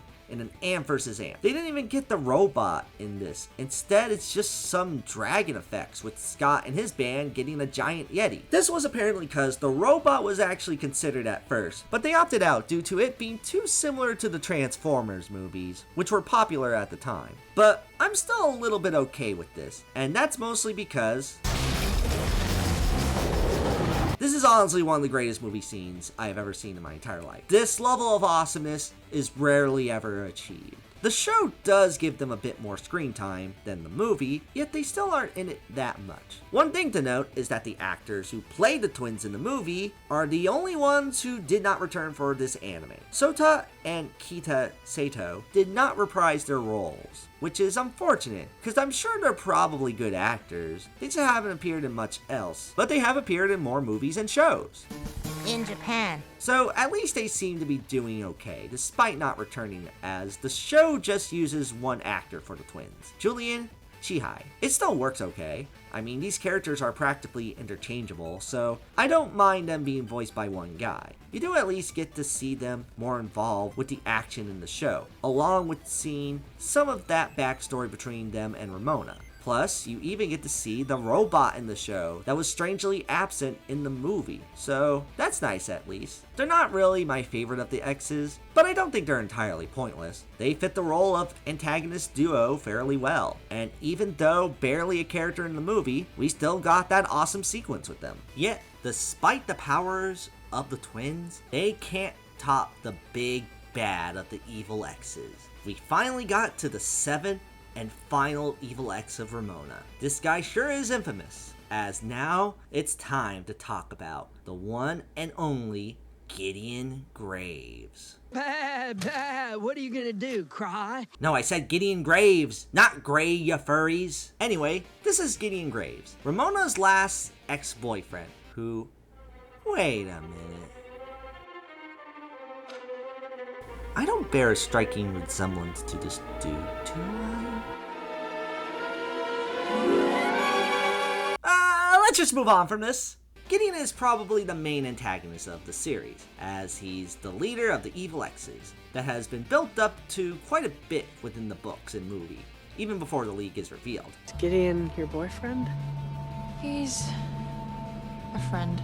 Of course you would expect him to be the absolute worst with all this talk about him. And first impression is, well, he's a business CEO, man. So of course I get bad vibes from him. The strange thing about Gideon is that Book Gideon makes this guy out to be a real piece of work. I mean, it's expected of him to be an asshole since, well, main antagonist and all. But this character really has the worst spots in the book, as not only is he petty about Ramona breaking up with him, forming a league and all, but when you get into what Gideon Graves is actually like, you realize this guy, in terms of person, is honestly the worst. Worse than Scott, even. How so? Well, let's just say he's able to control Ramona more than we initially thought through this thing called the Glow, which appears prominently throughout the books. It's not till the end where you discover that the Glow was Gideon's way of controlling her, as it's able to trap Ramona in subspace thoughts. It's also used to control her emotions, as Gideon's able to manipulate the thoughts and feelings of those who are affected by the Glow. It gets to a point where he showcases his plan to chromatically freeze his girlfriends into essentially being his slaves for future years. Yeah, this guy is one fucking dick. The movie admittedly downplays this character in terms of being this detestable. The Glow aspect of the plot is near non-existent, with only the chip on the back of Ramona's head being the closest thing you get to that. That is evil. So that means no sense of Gideon being this control freak who just see women as objects. Though he still comes across as an egotistical jerk. He might not be as evil as in the books, but he actually does make for an entertaining villain. He still works as the main threat, as again, the movie does lead up to him fairly well. And gotta give props to good old Jason Schwartzman as well. This is the film I started noticing the actor more often, despite him appearing in a ton of Wes Anderson films prior to this. And I'm glad he has stuck around with both good voice work and live action work out every year that features him. He's a great actor, and he does an awesome job making Gideon out to be an overconfident dick. He works very well, and it's fun to see Scott beat the ever-loving piss out of him. He's another example of a character that doesn't get as fleshed out as in the books, but the movie's simplified version of him is still a very satisfying villain for the story. So that probably means anime Gideon Graves is the most accurate to the books, right? Actually, no. Gideon in the show is portrayed in a surprisingly better light than one would expect. As with Patel being the leader of the League after defeating Gideon, he doesn't showcase his truly evil side that much. The show doesn't acknowledge anything regarding his character in the book with the glow or the other girlfriend, so it makes him a lot less threatening. But even despite that, I admittedly enjoyed how they execute him in the anime too. Gideon is also kind of a pathetic character, and we see more of a backstory behind him, as his real name is Gordon Goose, and he was a total loser in high school. It leads him to become the man he is today, but nearly reverts to that once taken out of the League. They don't make him as evil, and I still don't quite buy Ramona maybe screwing him over because, I don't know, from everything in the books, she seems more in the right to have left this dude. But he's kind of entertaining as this total nerd who does have some evilness to him, but also just wants to have fun. The bond between him and Lucas Lee is honestly one of the highlights of the whole series because of how much of a great bromance these two have. He might not be as evil, but Gideon Graves / Gordon Goose is a solid addition to this anime, and the new stuff they added for him was welcoming. One of the biggest additions they added to Gideon in the show is one that I honestly kind of like, as it actually deals with a different character in the mix, as the show gives him another love interest, and she just so happens to be a central character known as Julie Powers. Have you tried the section marked The Clash at Demon Head? Julie isn't necessarily an antagonist, but I feel like I should talk about her here since she is a very notable character regardless, and does have some ties to Gideon. In the books, she was Stephen Still's ex-girlfriend that is known for being very crabby and cynical. They make her the one to mostly call out Scott on his bullshit, and she does it in a ruthless way, rarely ever smiling, even though she is kind of right in regards to Scott. Though the books do make her a bit too whiny, admittedly. Most of the time we see her just mad about something not as significant as Scott's shenanigans. But she does have an appeal. She's a very cynical character that does play a few neat comedic parts in the book, and I've always liked her design, with the circle, glasses, and ponytail look. She's not my favorite in the books, but I get her appeal. Though, I might go with the movie version of her in comparison to how she is in the books, as the movie has her played by Aubrey Plaza, a good year or so before Parks and Rec became a big thing. This was of course the first movie I saw her in, and she made for a good first impression as an actress. She actually kind of owns the whole cynical, monotone, sarcastic voice, which is something she's been known for in most of her other roles. Plaza can really pull that off super well, and as typecast as she might be, that kind of performance really works for a character like Julie. Aubrey Plaza delivers so many good lines so well in this, and she pulls off the look of the character perfectly too. Props for the casting for having this be one of the first times we've seen this actress in a movie, and also props they got her back in an arguably bigger role in the anime. Turns out in the show, we see that Julie and Gideon actually have a bit of a history together. They've known each other since high school, and we see them become a full-fledged couple, with Julie taking Gideon in for a bit. Not gonna lie, I actually kinda love them as a couple here. For one, they both look like they can be suited for each other, with the dark hair, glasses, and all. And the fact that as people, they aren't really that good and kinda evil in their own right, making them a decent match for each other. I actually really like that Julie is the one who's kind of the boss, and while Gideon might not be as much of a dick in this in comparison to his book counterpart, he does make an effort to be a good partner to Julie. So I say Gideon Graves still works really well for me in the anime, and it's partially because I think him and Julie getting together was one of the best character dynamics. I'm glad to see her give this kind of role. And Aubrey Plaza still has some really funny deliveries in this series. So glad to hear her again too. I was gone for 90 fucking minutes! Oh, and one last thing to note about Julie before I move on. If you watched my other videos in the past and you wonder what the heck are the sounds I make to censor myself, you know, when I say words like fuck or cunt, well, thank Julie for that. How are you doing that with your mouth? Never mind how I'm doing it. One gag that appears in the movie that's weirdly hilarious is that Julie is censored in the movie whenever she says fuck. And it's through these sounds and black bars that makes this movie immensely entertaining to hear her swear. Plus, I figure it would be a good way to stand out in terms of censoring myself. I mean, people use the dolphin sounds from SpongeBob all the time for their censors, so might as well use these sounds for those moments. So, thanks, Julie. Did I stutter?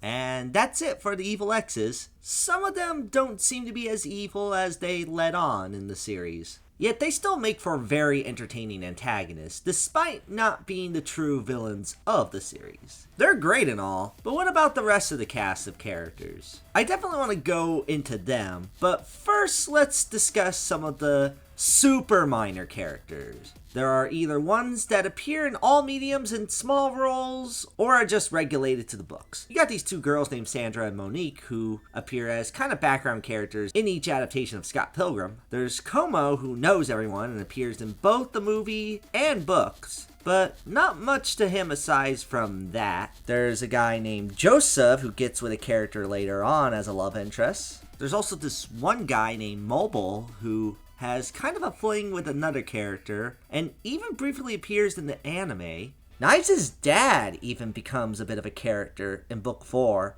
as a threat against Scott, and he even makes an appearance in the video game. Not too much to say about him, other than a neat little obstacle for Scott to face. There's Holly in the books and anime as Kim's boss at the video store, who is the definition of a character who has more fan art than needed considering the amount of screen time she has. I'm not complaining though, as damn she's cute. There's the vegan police, Crash and the boys, which are neat distractions appearing in the fights in the books and the movie. Not much to say about these characters outside of the fact that they do help give Scott Pilgrim the slice of life edge the series is known for. There aren't any characters in the movie that are exclusive, but the anime does have a few minor ones. You see Lucas Lee has a boss, a bunch of stunt doubles, and my personal favorites of the bunch, the security guards and director. The guards because they're a very recognizable duo.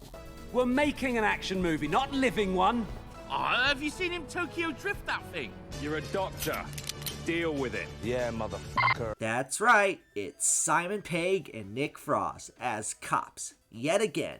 Definitely adore the Hot Fuzz callback, and honestly, the one thing Scott Pilgrim was missing as an Edgar Wright film was their inclusion. So, glad to see these two here. Also love the director in the show, Edgar Wrong, who isn't voiced by Edgar Wright here, but instead, of all actors? Take 5 or we get our new Wallace to hair and makeup! Skeeter has chosen me as her perch. You know, the guy who voices Pleakley from Lilo and Stitch. And whenever I hear him in any other role, I just hear Pleakley. But truth be told, I kind of honestly miss hearing Kevin McDonald around in animated series because he always played some fairly fun characters. I dig this role a lot as part of the meta nature of it riffing on the film. I also love his exit too. You're fired! As neat as these characters are, there's a more significant character I need to discuss, as there is one character exclusive to just the books that I shouldn't fail to bring up. The legend herself, and the question everyone asks, where is Lisa? Lisa Miller is a character exclusive to the books, and a prominent one that appears in books 2 and 4. She's introduced as one of Scott Pilgrim's first high school friends. They had a bit of a history together, with the two becoming good friends and even forming a band with Kim Pine. Gotta love that it's called Sonic and Knuckles too. Always love that callback. Due to Scott moving away, the two separated for a bit, till Lisa ends up reuniting with Scott in book 4. She's a very bright and upbeat person that is a welcoming addition to the comics. She's bubbly and even has a bit of an edge to her, yet she is showcased to have a bit of feelings for Scott, as she becomes very infatuated with Scott ever since they met, and Scott seems to neglect that, creating for a very complicated character situation to where should they have gone out together, or was it something best left in the past? I really adore this character and how she adds to Scott's story, and she's another great addition to the rad girls in this lineup of an awesome female cast. The downside with other adaptations is that Lisa gets the short end of the stick, as in the books they do joke about her being in the movies as a self-aware meta joke, since Lisa is also an actress, and there is a movie coming out. So do we ever get any acknowledgement of her in the movie? A Time with Lisa? That was a misunderstanding. Yep, that's all you get of her in the movie. Just a quick line and not much else. One of the most disappointing aspects is that Lisa doesn't get an on-screen presence when I think she adds a lot to this story. Does that mean the anime does a better job of including her? Not really, because honestly, the only thing I'm a little disappointed in with the anime is that there is not really any acknowledgement of Lisa. I get why. The way the anime flows still works well, and it makes sense that Ramona wouldn't face off against Lisa since she's more a part of Scott's story. But still, it would have been really sweet to see an on-screen adaptation of this character, and her contributing to an adaptation of Scott Pilgrim. The closest thing we got for her was prior to the movie. There was an animated Scott Pilgrim short that aired on Adult Swim that actually retold the high school backstory of Scott, where he meets Kim and Lisa. Well, at least you're honest. Are you new? Yeah. Me too. I'm Lisa. She's voiced by Mae Whitman in this, and it's cool to see her in this short. It's a neat little side thing that ties into the movie. Not the best, but it's cute for what it is. Maybe if they ever make a season 2 of Scott Pilgrim Takes Off, maybe we'll see Lisa. But for now, she is at least the main reason why you should check out the books if you want something that the books exclusively has that makes this series stand out. But let's get to the more prominent characters in all 3 pieces of Scott Pilgrim media. Let's start out with, well, the one who's most related to the title character, and the actress I was aware of before this movie came out, Stacy Pilgrim. 17 years old, scandal. That's not true. Stacy is Scott's younger sister, and named after Brian Lee O'Malley's own sister. She's one of those characters that acts a bit more like she's the older sibling, as she's the one who tends to be critical of Scott's shenanigans in the film, and is the one to be telling him the advice he would need. She doesn't play too big of a role in all 3 of these versions of the story, and it's pretty consistent throughout, being the sort of advice giver that's very aggravated, often due to who she deals with. Yet, I like her here. I always loved her design, and Anna Kendrick plays this character super well. She works a lot for a role that's as significantly small as Stacy Pilgrim, and I'm glad people go back to this movie for her, as it's a nice early film role. She even returns to voice Stacy in the anime, so that's neat. For as small of a role as it is, I like that Stacy is here, for no other reason than to help Anna Kendrick become more popular. Hell, she even got to date Edgar Wright for a bit apparently, if you can believe that, but hey, I can't blame the two. Though Stacy isn't the only advice giver of this story, as now I want to talk about one of the series' most popular characters. A character that needs no introduction. You love him, I love him, everyone loves this dude. Let's go ahead and talk about good old Wallace. Oh, thanks, Chuck. Not that Wallace. Don't get me wrong, I love Wallace. But I ain't talking about the Wallace who's a wacky inventor with a dog. No. I'm talking about the Wallace who's gay as fuck.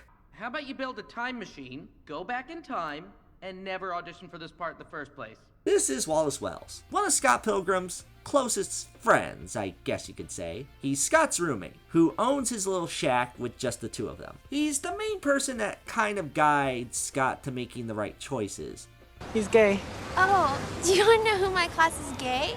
Yes, does he wear glasses? And oh yeah, did I mention he's gay? Wallace Wells is definitely a fan favorite of the Scott Pilgrim series. And for good reason. He's been consistently fun in all of these adaptations, and works super well as a supporting character. He serves as the conscience for Scott, as he's the one that guides him to make the right decisions. Though considering how Scott is as a character, he's a lot more sassy and sarcastic around Scott. But it's welcoming because this guy has a good sense of humor. He always has the best comebacks, and while frustrated with Scott as he is, he does make an effort to be there for him, giving him the advice he needs. So he makes for one of the more likable characters of Scott Pilgrim, and he gets with a lot of guys throughout the series. The movie version of him is played by Kieran Culkin, and captures that Wallace spunky personality perfectly in the movie. And like in the comics, they play up the gayness in the best way. Movie Wallace is hilarious, being just as witty as he was in the comics, and maybe more so because of Culkin's performance. Hearing some of these lines actually being delivered through a fast-paced performance with Edgar Wright's directing makes this adaptation still feel in the spirit of the books. There's even a running gag where Wallace keeps getting a bunch of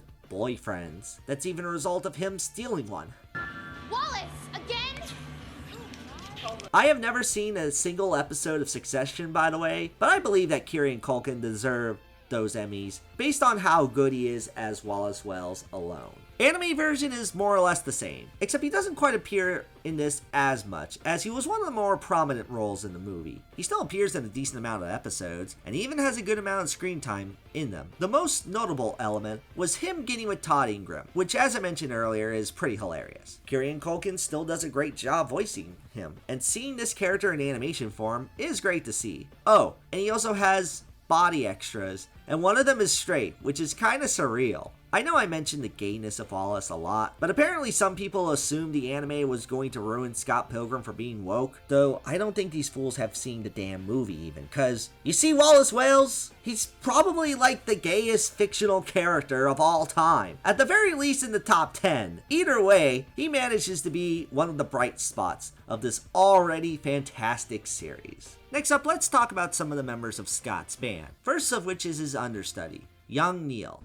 I'm Neil. Obviously named after Neil Young, he is kind of the doppelganger to Scott, the Luigi to his Mario, so to speak. He looks very similar, and he sticks around as the laid-back comedic side character of the series. He doesn't get fleshed out too much in the books, but he's enjoyable for his antics and how they relate to Scott. He even pairs up with Dives at one point, but that's another story. The movie version of him is also pretty good. In fact, I argue a lot better in the movie. I say simply because Young Neil is portrayed really well by Johnny Simmons. This guy hasn't done much outside of mostly side roles, but his performance as Young Neil is still super memorable. Mostly because he's just hilarious. Like, he may be a side character, but part of the fun of watching this movie is seeing some of the random stuff in the background you didn't notice the first time. Sometimes it's an out there joke or a hint to the film's story. And then there's Young Neil, who acts so goofy just in the background that it's hilarious to watch. I think my favorite in the whole movie is near the end when the band is getting all their coins and Young Neil just eats a coin. Like, dude, that could have been in Gideon's ass for all you know. Fun fact about Johnny Simmons as Young Neil. You know, he also appeared in the original short for Whiplash. Were you dragging? I don't know. Yeah, the short that's basically the precursor to the Not My Tempo scene from Whiplash. He was there instead of Miles Teller as Neiman. So if you ever wanted to see Whiplash, except with Young Neil being the one who gets yelled at by J.K. Simmons, now is your chance. Say it so the whole fucking band can I am hear you. upset! Louder! I am upset! Louder! I am upset! The anime version of Neil is funny too. They made him more of a film buff who supposedly writes screenplays. He's still just as clueless, but just as adorably awkward as ever, and the very way Young Neil is supposed to be. And Johnny Simmons is still great as this character. Not much else to say, but Young Neil is pretty cool. Now let's move on to the talent of Sex Bob-omb, Stephen Stills. Hey Knives, this is Stephen Stills. He's the talent. Stills is the main one behind the whole Sex Bob-omb band. as he's the leading vocalist and the one who's the most determined to have the band get more popularity. He's pretty consistent between all three mediums, as he's never a huge focus, but a fun support character that's cool to see play out his passion for music. He also has a lot more of his shit together as opposed to Scott, which isn't too surprising, but that's mostly apparent in the comic version of this character. You see him doing a lot more in the books, from cooking, being a supportive friend to the Knives, and Scott, and of course his passion for music still shining through. He makes for an enjoyable character that isn't one of the main focus, but I enjoy his chill yet determined personality in most cases. Well, when he's not panicking about how the band's going to be. The one thing that the movie and the show weirdly enough leaves out that's a major factor to his character is something that's revealed at the very end of the book series, and that is that Stephen Stills is gay. Yeah, he gets with this guy named Joseph, and it's all cool to see. It's only at the very end of book 6, and the adaptations never bring this up at all. You might think that means Stephen Stills is only good in the comics, but that's not entirely true, because he's still a decent supporting character in the movie and show. In both mediums, they mostly fixate on his music passion to keep things simple, but it works. Mark Webber does a good job portraying this character's chill essence, even if he probably gets a little bit more nervous in the film than I remember in the comics. The show version gets a bit of an edge, mostly due to, like in the comics, we see a lot of him and Knives developing a relationship. In a not creepy way, mind you. You get a glimpse of them starting to collaborate more with music in the comics. But it's really the show where you get to see these characters bond over music, and it's one of the sweetest parts of the entire anime. Seeing them collab on creating music for that Scott Pilgrim musical for Patel, it's some good stuff. It makes Stephen Stills a good addition to this series, even if he isn't quite my favorite of the bunch. Can I get a witness? Stop. Unlike the next character I'm going to talk about. As last but certainly not least of the iconic band, it's time to talk about one of the series' most popular characters. That would be the one and only Kim Pine. Sorry, what was your name? Kim. Can you play the drums? Yes. Kim is the drummer of Sex Bob-omb. She's also a longtime friend of Scott since high school, and the two even dated for a bit, so they have a bit of a history with one another. Kim comes across as rather bitter and sort of cynical, acting very deadpan and sarcastic throughout the story. Now, I'm just gonna get this out of the way, but Kim Pine is the main character where the best version of her is featured in the books, as the character of Kim Pine has been a big part of Brian Lee O'Malley's work, as she appeared in a few smaller comics made by O'Malley long before Scott Pilgrim became a thing. She's considered the heart and soul of Scott Pilgrim, and many would even claim her to be the best character in the comics. I'm inclined to agree to a great extent, as there's a lot to Kim Pine that makes her stand out in the books. She does give off a bitter, sarcastic attitude, but that's because she's also a character that, as we see throughout this series, is a faithful friend that does help out Scott throughout his journey.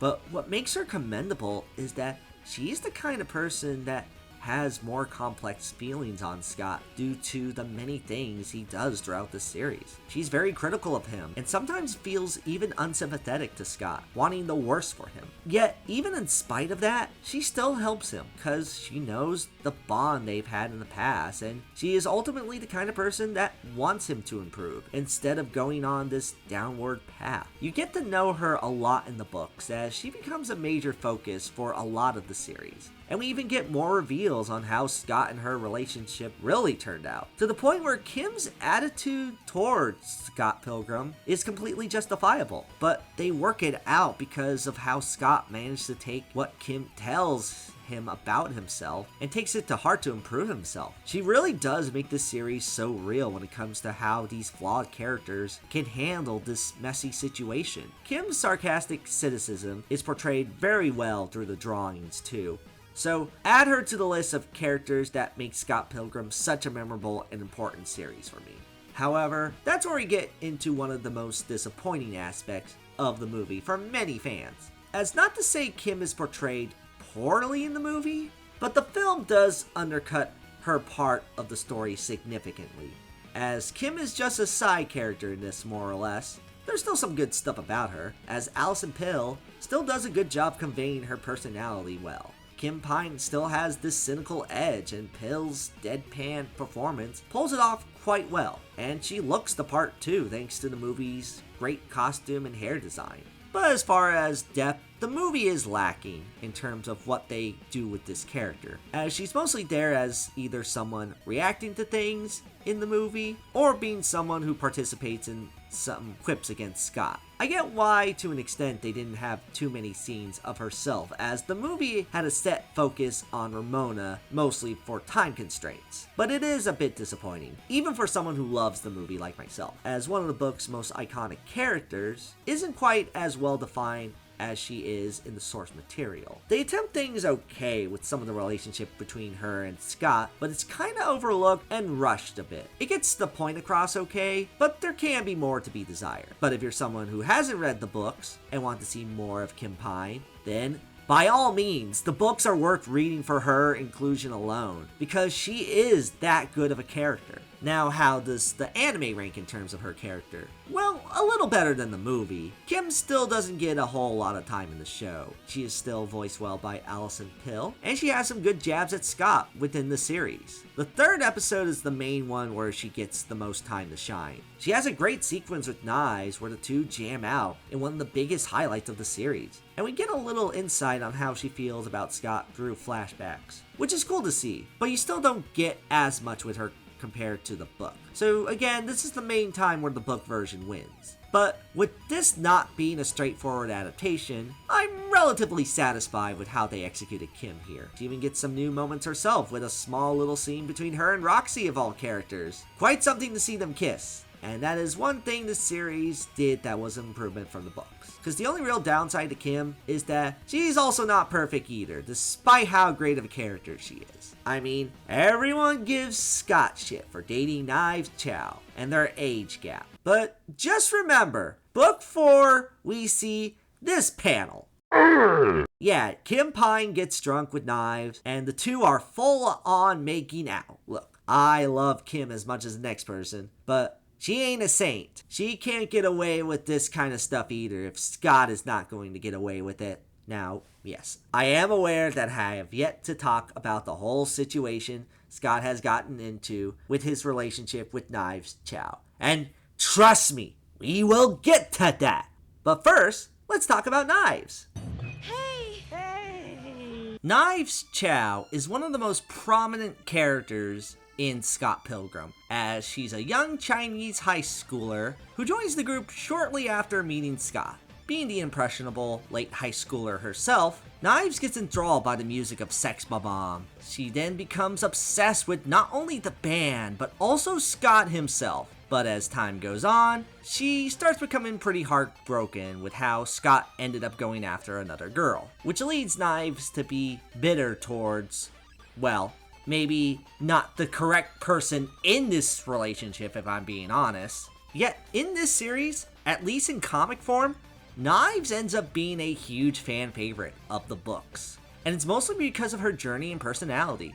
Knives is a very hyperactive character who has a ton of energy, being easily excitable 90% of the time. She is likable in that regard, but what makes her become lovable is how she grows as a character later on. When she starts to wise up on how certain characters treated her in the past, she starts going through her own self-discovery. The love she has for Sex Bomb turns into a true passion and love for music that she ends up setting a big focus on. She learns to not be so set on dating anyone and instead starts focusing on herself, learning from the mistakes she made as a young, impressionable teenager and coping with them through her own special interests. She still has that energetic, lovable personality throughout, and even tries to get in on some action, oftentimes with less than satisfactory results. But still fun to see. Knives is a great character, and certainly one of my favorites, because of how she grows throughout the whole book series, and learned to be her own person. Now, with the movie version, some might say that Knives is a bit undercut compared to how the books are. And it is true that the books fleshed her out more. But in terms of how the character is in the movie, it's still not a bad interpretation of the character. And even within the movie, she actually still has a prominent role. With the relationship between her and Scott being such a prominent part in Scott's whole story, you see a lot more time dedicated to her as opposed to someone like Kim, as the music passion isn't quite as prevalent. And the film is mostly just fixated on her relationship with Scott and how she deals with it. Some might say the movie doesn't emphasize the questionable part of the relationship as much as it should have, because the story itself is pretty condensed to the film's near 2-hour runtime. You don't get the in-depth nature of what this relationship entails, yet within those 2 hours, it still gets the gist of it just enough. What really gives Knives a boost as a character within the movie, even despite the lack of time dedicated to her, is honestly how Knives' personality plays out. She is still just as hyperactive and passionate as we expect from the comics, and portrayed excellently thanks to Edgar Wright's direction, keeping up with this character's energy, and more importantly, the actress who plays her. Ellen Wong plays Knives Chow, and this was one of her first major acting roles, and she completely knocks it out of the park. She gives off the wide-eyed personality Knives is known for so well, and it's honestly a bummer that Ellen Wong hasn't been nearly in as much stuff as she should be. The only other series I know she's in is that Netflix series, Glow, and I'd be curious to see more of her acting chops because of how much talent she showcased in Scott Pilgrim. So I think the real winner in terms of who adapted the character the best is the anime, if you ask me, as Ellen Wong returns to voice her, and even in voice form, Wong still keeps up with this energy that someone as hyperactive as Knives Chow is able to have. Seeing her in animation form adds to the character's excitable nature, and while this version doesn't focus as much on her relationship with Scott due to where the series goes, there's something that completely makes up for it. Remember the whole passion for music Knives has in the book? Well, it's more so emphasized here. In fact, some of my favorite moments in the whole show deals with her discovering her passions. She teams up with Stephen Stills for that musical gig, like I said earlier, and even has that awesome jam session with Kim Pine, where she plays bass. Seeing these characters vibe with their music in the most stylistic of ways through animation is basically what Scott Pilgrim is all about. Yeah, Knives is a great character, and certainly a great choice for a personal favorite. If I do want to mention one last thing about her character in the anime at least, it's the Japanese dub for her. Now, like I said, I ultimately prefer the English dub due to the nature of this show, and Ellen Wong still does a great job in this series. However, if I had to pick who's the best voice in the Japanese version of the show, it would hands down be Knives Chow. And that's because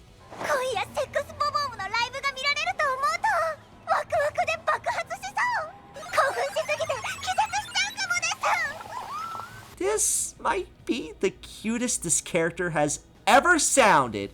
Holy crap, I could die of adorableness.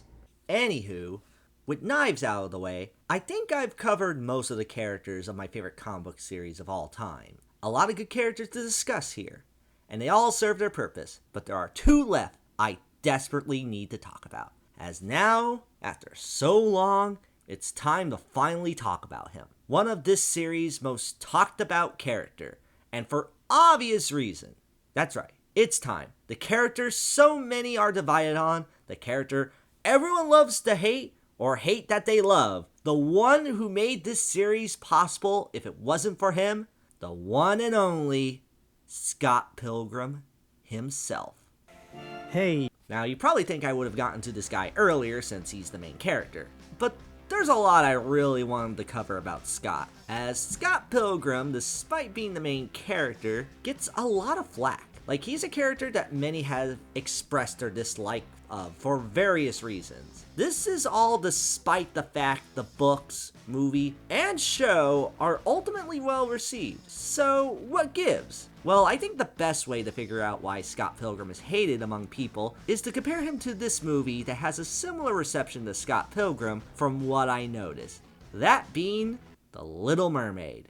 Yeah, I know you're all confused by now, but trust me when I say it's going to make sense. When you really look at it, the movie versions of Scott Pilgrim and Disney's The Little Mermaid have kind of a similar reception as a whole. As for the most part, when looking at the movies themselves, not only did they both have a very strong dedicated fan base, but strong legitimate praise from film enthusiasts for various reasons. Both films pushed the way for new kind of films of that era that are similar in vein. They were both equally praised for their visuals and soundtrack, and both had directors who went on to do other extremely well-beloved projects. For good reason, Scott Pilgrim and The Little Mermaid are given props to their contribution to film. However, there's one element that is a make it or break it scenario for both movies for people, and that is the main characters themselves. As Scott Pilgrim and Ariel are two protagonists that, despite how beloved the rest of the movie is also the reason why some people either love or hate the movie. Both characters have a strong fan base to them still, don't get me wrong, but more often than not, these two are more so ridiculed for their decisions in the film, being labeled as one-dimensional and self-centered. In fact, some would say the fan base is at fault for these two, because realistically speaking, these characters aren't ones to necessarily idolize all their actions. Now, Ariel is a character that does get a lot of flack from some people. However, it's nothing compared to how much people rag on Scott Pilgrim when it comes to this series. Scott might be one of the most hated leading protagonists I can think of, because a lot of the discussion nowadays with Scott is how much people think he's an asshole. Now, I will admit, for a long time, I did consider myself to be super into Scott as a character. And in a lot of ways, I still think fondly of this character as a whole. Even despite that, though, I can't really say that the people who believe that Scott is an asshole are wrong, because, yeah, they're kinda right. This is mostly portrayed in the comics, as Scott himself, while a geek and portrays himself as this lovable, naive, nerdy dude, is not as lovable as you would think. This is because throughout the whole entire series, Scott is shown to be a bit of a fuck-up, like a massive one actually. He seems very fixated on what his wants are, very neglectful to his other colleagues around him, and even doing some pretty messed up things that end up being revealed later on in the books. The whole thing with Scott and Kim's dynamic really reflects this well in particular, because we see their backstories as teens thinking that Scott was a good guy, but in reality, he messed up so much in the relationship, even hurting an innocent kid, and it leaves towards a lot of bitterness towards him from certain characters like Kim. It all makes Scott Pilgrim very easy to ridicule in the books. And that's not even including the absolute worst thing he's done that I've neglected to talk about long enough. The matter of fact that Scott Pilgrim himself, this protagonist that's 23 years old, starts out this story by dating a 17-year-old high schooler. Yep. A lot is wrong with that. And that's of course the main reason why Scott gets a ton of flack as a character.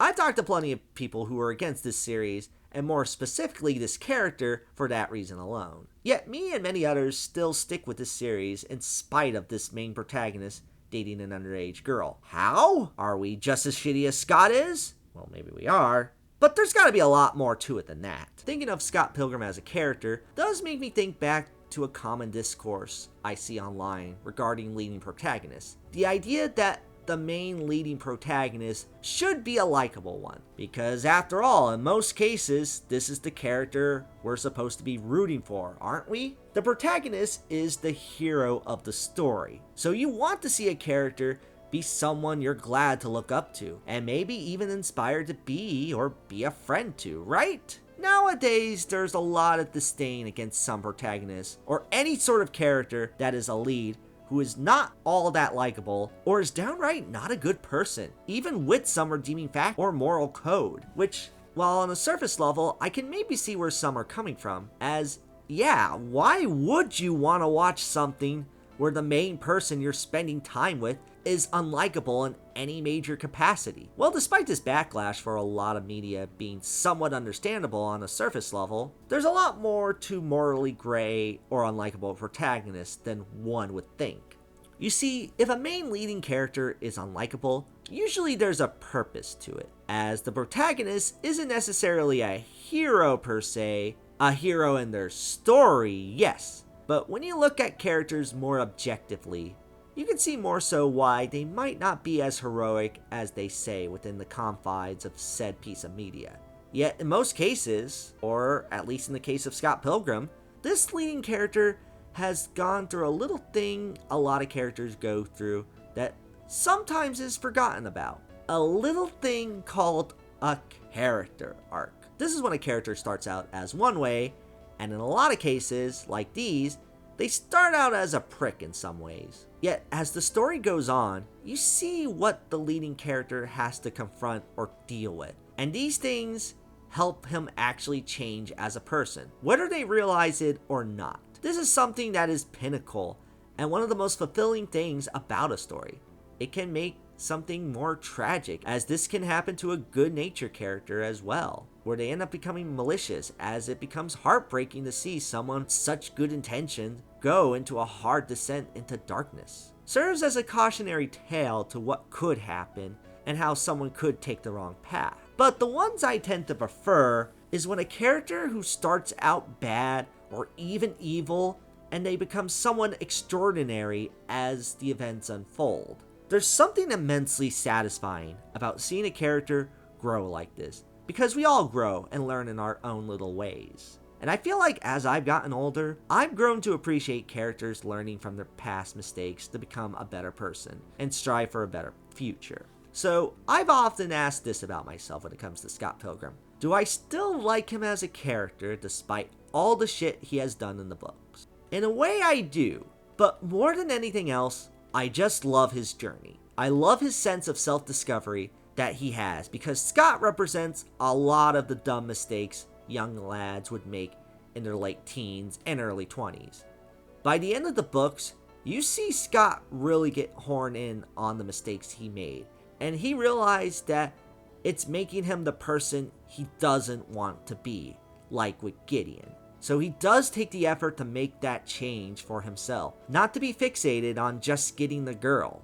We see him actually do more with his life by actually getting his shit together and not just waiting around moping. And it does make him a better person for it. Even more so when he confronts the mistakes of his past by confronting them in a mature and calm way, by actually talking to the people he has hurt and acknowledging his actions. Especially with Knives, which was bad any real way you look at it. But also at the same time, not quite as bad as some make it out to be. Now, don't worry, I ain't defending this decision. Because yeah, Scott, what the fuck? But him and Knives never really do anything that much. It was just a small little fling, and even when Scott and her kissed, it was a very reluctant kiss, so thankfully nothing that extreme came from it. But that doesn't still negate the fact that, even taking the underage girl out of it, this whole thing of not being upfront about not reciprocating feelings back towards a person is not good, man. Like, as someone who has been in that situation of not wanting to hurt someone's feeling by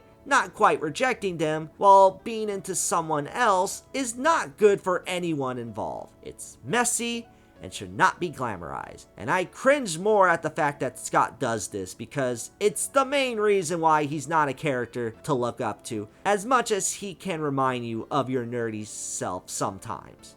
Basically what I'm saying is, I apologize to anyone who might have known me in high school. Though that is book Scott. Where does movie Scott rank in the mix? Well, one thing that's sometimes debated is the casting of Michael Cera as Scott. Admittedly, first getting into the series, I didn't know if Cera would have worked due to how expressive the character was in the comics. Like, would the geeky kid from Juno, who mumbles a lot, really be the best fit for Scott? Well, in some ways, yes. Because Scott is also a total nerd, and Cera can pull off that shy awkwardness someone like Scott has very well in movie form. Although admittedly, Michael Cera is the most expressive in this film than he is in any other movie. Like, I feel like in this film, he has a lot of range of emotions, and the film's over-the-top style makes him feel larger than life. It's a shame, because this movie might have came just a tad too late, as Michael Cera was already starting to be someone who wasn't seemingly being a draw for major films, and Scott Pilgrim's box office flopping was the nail to that coffin. But we still get him in a few really fun roles here and there at least. And I'm glad we're seeing more of an appreciation of him, with this movie being the main one.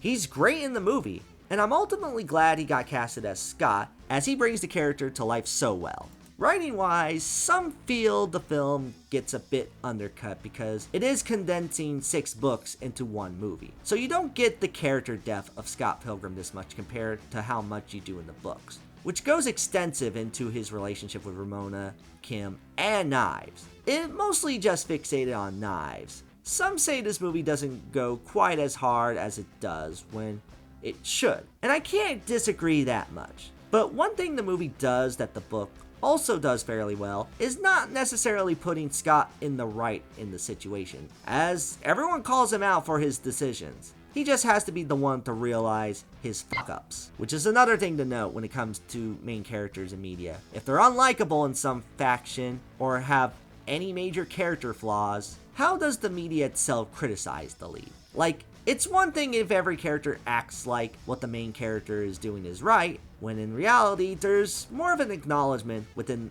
the media of what they're doing is wrong. Scott Pilgrim the movie does make it clear that everyone is kind of against Scott for his action. It's just up for Scott to make the realization for himself, where he does showcase improvement to where he does become better towards the people around him. Plus, for being the Cliff Notes version of it, I do think the direction sells the better friendship bond Knives and Scott has, and him coming to terms he's the one who's in the wrong here. If anything else, there's one small moment I love that Knives gets in the movie that is a nice subtle diss to Scott in the funniest and most charming way.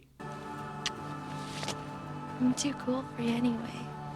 Yeah, she really is too cool for Scott. Besides, it could have been worse. We could have gotten the alternate ending where Scott actually gets with Knives. Now, I remember some were saying this was the better ending for a while, but upon further reflection, it's not. I'm glad it isn't. Look, I get it was cute to see Scott and Knives have that cool final battle together. But remember, throughout the movie... How old is she? 17. 17. I gotta pee on her. I gotta pee. Yeah, this movie constantly talked about how dating a 17-year-old is a bad thing. So to see a fall back on that would have made this movie infinitely more hated. It was a good call, because that would have been a hypocritical move. That's best summarize this relationship in this one frame in the book. Yes, it was awful for everyone involved. Even you. Now, how does animated series Scott compare? Well, he ends up being the best version of the character. And this is because the really problematic element of Scott Pilgrim isn't that showcased much here. It is partially because he's not in the show as much as you would expect. He appears in the first episode and dies, but he does come back. Everyone bitched about them killing him off so early on, but I knew this wasn't going to be permanent. You see, unlike some people who shrugged off the first episode, there is a purpose to Scott being absent here. He is in it less than expected, as he doesn't reappear until the very end of episode 6. Yet, I don't think the series not primarily focus on Scott in this is a bad thing. If I'm being honest, yes, some say false advertising, or maybe not considering he does literally take off, but having this go a different direction was a better choice because, let's face it, we know Scott's story pretty well. It was explained well in the comics, and very extensively, and we got it in media in the movie. With a series like Scott Pilgrim with such a wide variety of characters, I wanted to see new things regarding them, and with Takes Off, I most certainly did. New stuff with the exes and other side characters, to which I don't mind Scott's absence here because I'm still getting more of this world that I love so much, and never got to spend enough time in it, I felt. Plus, also worth noting that Scott is characterized the best here in general. Again, the Knives Chow thing is barely talked about, and for the better. Apparently a 23-year-old dating a high schooler is frowned upon by society. And to be fair, Knives still gives him the right amount of shit in the funniest and even nicest way she can, weirdly enough. Scott, I'm glad you're alive. But I'm also glad you died. It gave me a lot of space to reflect and grow.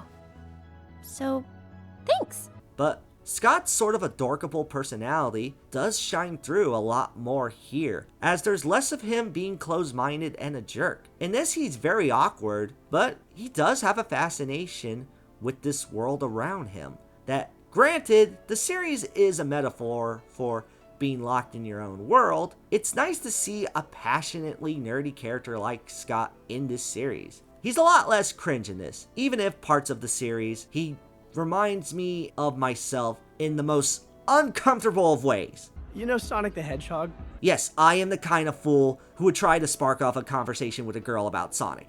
I can't be blamed that hard. Same guy played Sonic in both shows. Isn't that wild? Though the other standout thing about Scott in the animated series, and the main thing that actually helps him grow, is another minor character that I haven't mentioned yet. As in this series, Scott also has to face off against his worst foe yet, himself. Nigga Scott. Nigga Scott is the supposed evil version of Scott that he himself fights in book 6, in a pretty epic way.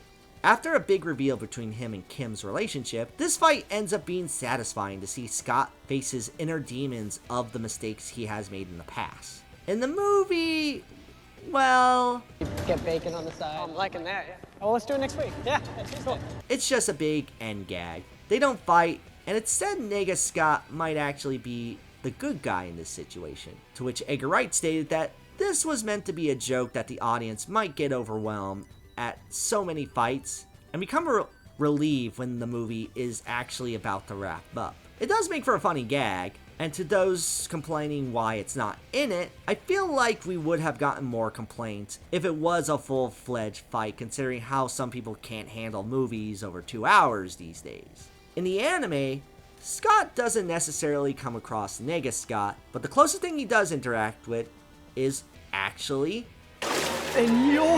Scott Pilgrim. Also himself.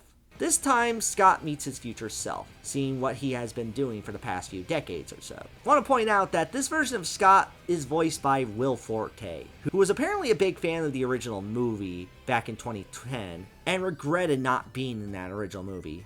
This is one that got away from me, but I got it.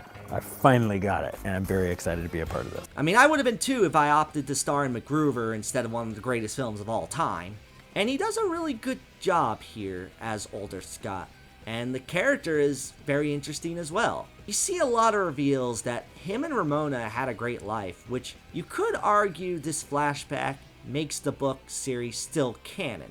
So, I retain that the books are good supplements for this show, but these flashbacks also show that Scott and Ramona's relationship did not go well, and thus this led to a divorce, and Scott not getting over it. It leads to a bitter Scott that actually was behind this whole scheme of kidnapping his past self to make sure him and Ramona never fall in love. It gets even crazier when we get even older Scott, who's even more angry and also fucking ripped. Jesus. This is why Scott realizes in this series he has to change for the better, as this ends up being a reflection of a Scott who doesn't want to learn. Scott doesn't want to end up like this entitled prick who just felt owed to Ramona because of good times. He has to work on himself, and in this series, I felt that emotion of Scott wanting to not let this be his future. Like, he knows he doesn't want to become some old fuck, and to see this guy go against that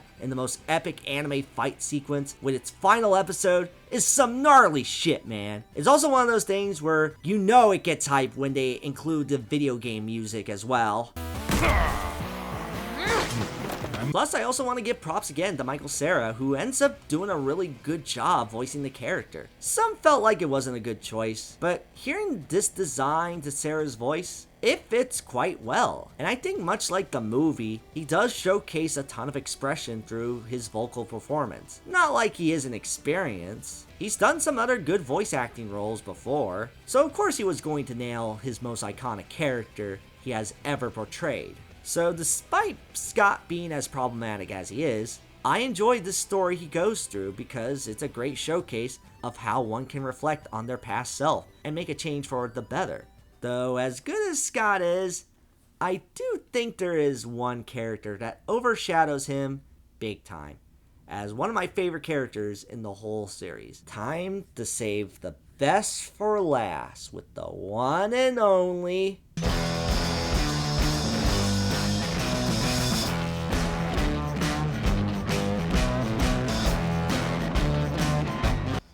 Ramona Flowers.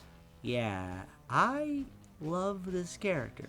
Okay, it's not because I'm a simp for girls like Ramona, but I honestly do think she's a very fascinating character, and one that I find interesting seeing be discussed nowadays. Much like Scott Pilgrim, people are rather split on whether or not Ramona ends up being a good character, and more accurately, a good love interest. Is it really worth Scott to go all through this for her? We'll see, as the best place to start is within the comics, as Ramona Flowers is the girl of Scott's dreams. Literally. She's this reserved and quiet girl who's rather mysterious, and is the poster child for the term manic pixie dream hair girl. Yeah, you all know Ramona Flowers is the #1 example people think of when they hear this term, as in a female love interest who's supposed to be this cool and radical girl that's really fun and upbeat in a lot of ways, though she also has the exact kind of character that a nervous, unconfident in himself dude might have the hots for, to a point to where she's also kind of is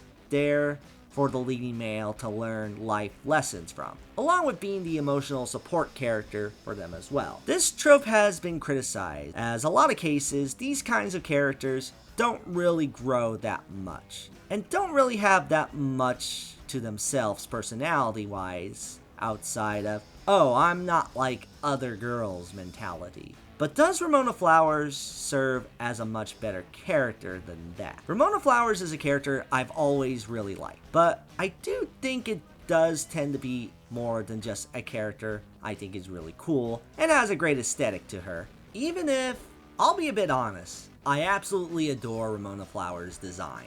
It stands out so well, and I think the fact she's able to mix up her looks gives her a ton of variety when it comes to appearances. She just has a lot of cool outfits, and the ever-changing hair is iconic. You can't fault people for being obsessed with cosplaying her, or even drawing her, as she just has a great look. Though I do think the comics fleshes her out a decent amount, to where she does become well-rounded with the amount of time we do see her and Scott bond over the course of this series. She starts out being kind of charmed by Scott's awkwardness in the beginning of the series, and as it goes on, she showcases more of that likeness to Scott. She tries to be there for him in the books, and they even bond a bit about their personal experiences. Though, as the series goes on, you see more about how Ramona has a few issues of her own. The series showcases that she can be flaky, she can be a bit self-absorbed, and unpredictable to a point where she doesn't become quite as understanding as she probably should be when being in a relationship with Scott. In the books, you see that her main issue is not realizing the harm she might have caused to others, and this definitely was the case with Scott, as she doesn't always see the hard work he tries to put into the relationship. Not to say all of this is entirely her fault, as the series also showcases that she herself has a lot of emotional baggage, and that's something that she actually has to overcome here. The relationship she had with Gideon messed her up, to a point where it's hard for her to be as open because of how she was hurt in the past. Yet she does what a lot of other characters in this series do to help cope with her past. Take some time on her own to be alone and reflect on herself. A common theme that happens in these books. And I think having the main love interests do that gives that kind of character a bit more layers. Both Scott and Ramona aren't the best people, but this series is all about bettering yourself for that. While Ramona's development in the books isn't quite as in-depth as Scott's, I still really appreciate the attempt at giving her depth. Plus, I say when she's fun-loving and an actual good companion to Scott, it's honestly kinda sweet to see. But to actually see them become better people in the mix makes this couple an enjoyable one to see their journey play out. That's with book Ramona, though. Movie Ramona does tend to get a little more flack in comparison, The movie version of Ramona Flowers has often been criticized for being not as in-depth in the book version, though there's a bit more than just that, as Ramona is also a little limited in the movie, as some may argue she's a lot more one note. She's played by Mary Elizabeth Winstead, who I must say, in the full outfit, looks incredible as the part. I mean, yes, it's because she's probably one of the most beautiful actresses I probably laid eyes on, alongside Emma Stone and Margot Robbie, but that's not the point. I really love how the movie still gives her distinct outfits, and even changing hairstyles, though not as dramatic compared to the books, still gives a distinct style to herself as a character. That's on an aesthetic level, though Mary Elizabeth Winstead kinda emphasizes the more sarcastic and somewhat monotone side of Ramona in the movie. She certainly had that sarcastic personality in the comics, but in comparison to the movie, there was a lot more expression to her than just that. Like, look at some of these panels.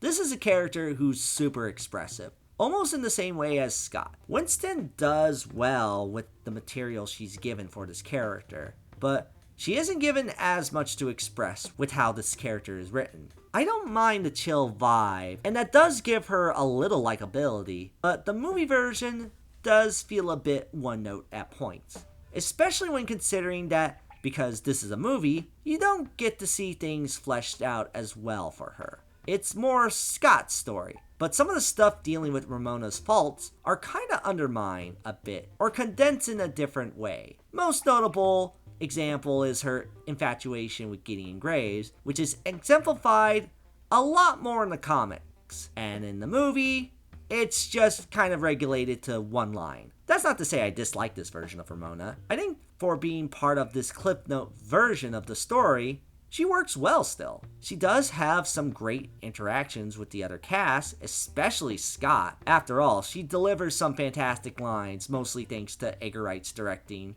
and Winstead's performance. You get fat. No, why would I get fat? Bread makes you fat.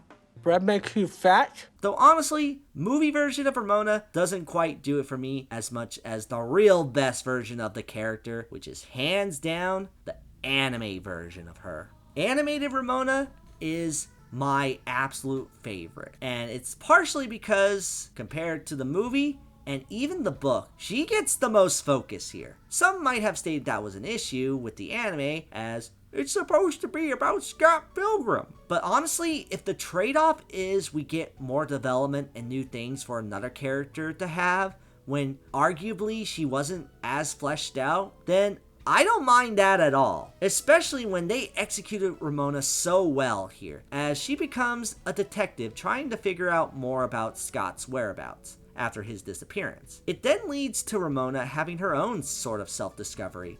When she interrogates a lot of her exes, she realizes she ended up hurting some of them more than she initially let on. The fact she became distant to them genuinely affected them in a worse way, and you get to see more remorse from her realizing that mistake. Her story in this is about making amends to her past self, which she doesn't want to define. And that's something that anyone who has done some horrible mistakes in the past would want in order to make themselves better. She sticks with Scott because rather than just ignoring the problems she has in the past, she tries to work things out with him, as they're both incredibly flawed. But they have to embrace the work they have to do in order to change for the better. This goes for the both of them, as both have to make sacrifices to make their relationship better, whether it be giving each other time or just talking things out more often than just fighting about it. She makes more amends with her exes in the same way, acknowledging their past and seeing what they can do to make themselves in a better position than they were before. It not only adds more depth to her as a character, but to the exes as well, as previously stated. Though not sure if I would let Gideon off the hook too easy, considering, well, book version is the worst as a person. Besides, he's better off with Julie anyway. Now clean my fucking house, Gordon! Right away! Another element that also helps this version of Ramona being the best is, well, the fact that she is animated. I'm not just saying that because animated waifus are the best. but more so because this makes her stand out in the way she did in the comics, as she is incredibly expressive, and seeing that in animation form is wonderful to witness. Even elevated further by Mary Elizabeth Winstead, once again, who I think gives a way better performance voice acting here than she did in the movie. She still has that sarcastic tone, but given there's a lot more to work with here, she's given more range to showcase more emotions, and I think she sells them incredibly well. I thought you could give me a quick rundown of the major characters in Scott's life. I'm sorry! 10 years! Not even a text? Then Wallace tells me you're training to go back in time and fight yourself? I'm glad this is the case, because I've seen Mary Elizabeth Winstead showcase a lot more range in other roles, and I'm happy to see that applied more so to her most iconic character. Speaking of iconic, all these factors does lead to one moment in the anime that might be fan service, but also is one of the coolest thing ever. Super Ramona. I don't want to sound like a simp here, but who am I kidding? I love Ramona. This is just like Sonic the Hedgehog 3! I mean 3! Of course, I'm too easy to please when it comes to this property. That makes me think of my favorite video game character of all time. Though, speaking of changes, that's the last thing I really want to discuss regarding Scott Pilgrim Takes Off, and the series in general. While I do love Scott Pilgrim Takes Off, there was a bit of a backlash towards it. A backlash that I think is unwarranted. A lot of fans, or people who claim to be fans, bitched about this new series for not being a straightforward one-to-one adaptation of the books. The fact this changed the source material into a different story was not welcomed by some fans. However, I am sorry, but I don't think these fans get the whole point of the entirety of Scott Pilgrim. Because if you ask me, someone who has loved this series for a good chunk of my life, change is something that Scott Pilgrim's Precious Little Life is all about.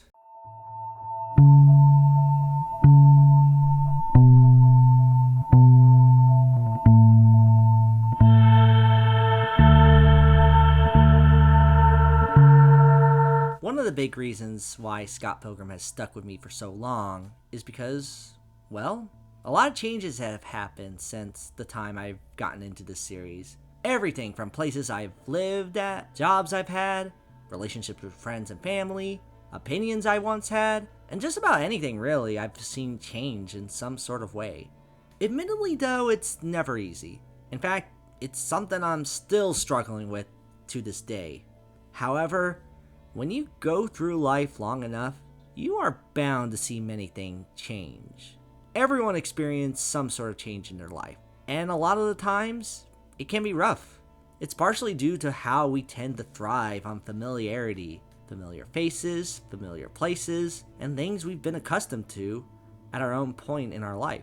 Nostalgia is a very powerful thing that can remind us of what made us once so happy. That it can be hard and honestly, sometimes even scary when that thing you once loved isn't what it used to be. Obviously, at this point, I have a ton of nostalgia for Scott Pilgrim, which is surreal to think, and makes me feel way old, but I think it's Scott Pilgrim Takes Off that rejuvenated my love for something I've already had so much passion for.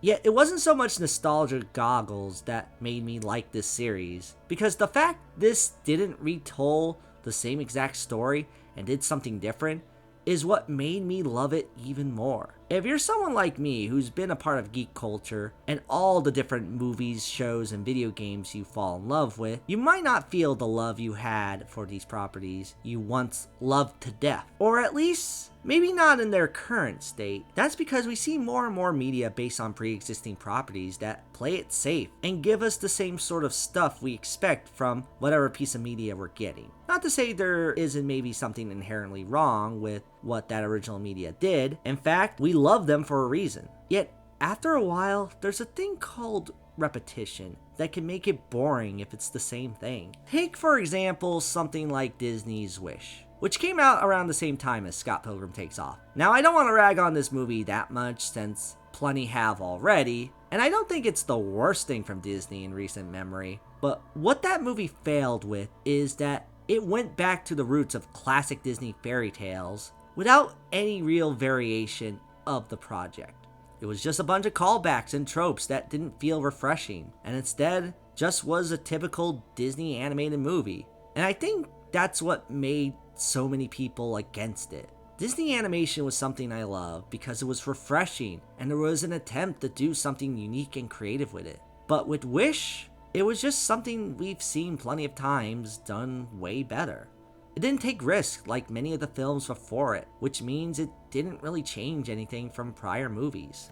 Scott Pilgrim Takes Off might not have stuck with its original story, but the changes they made to it made it more refreshing and neat. We got new developments for these characters, new situations for them to deal with, and new ways of seeing these characters that I didn't think was imaginable at the time. Granted, it does kind of help that as much as I wish there was more stuff relating to Scott Pilgrim, this series wasn't quite as oversaturated as many of the other big franchises nowadays. But to see a series take a big break and get something new that actually reinvents itself makes it all the more special. They made the right call to have the series be changed from its source material, because it's not only what made this new show have more of an impact, but when you really think about it, Scott Pilgrim is all about change.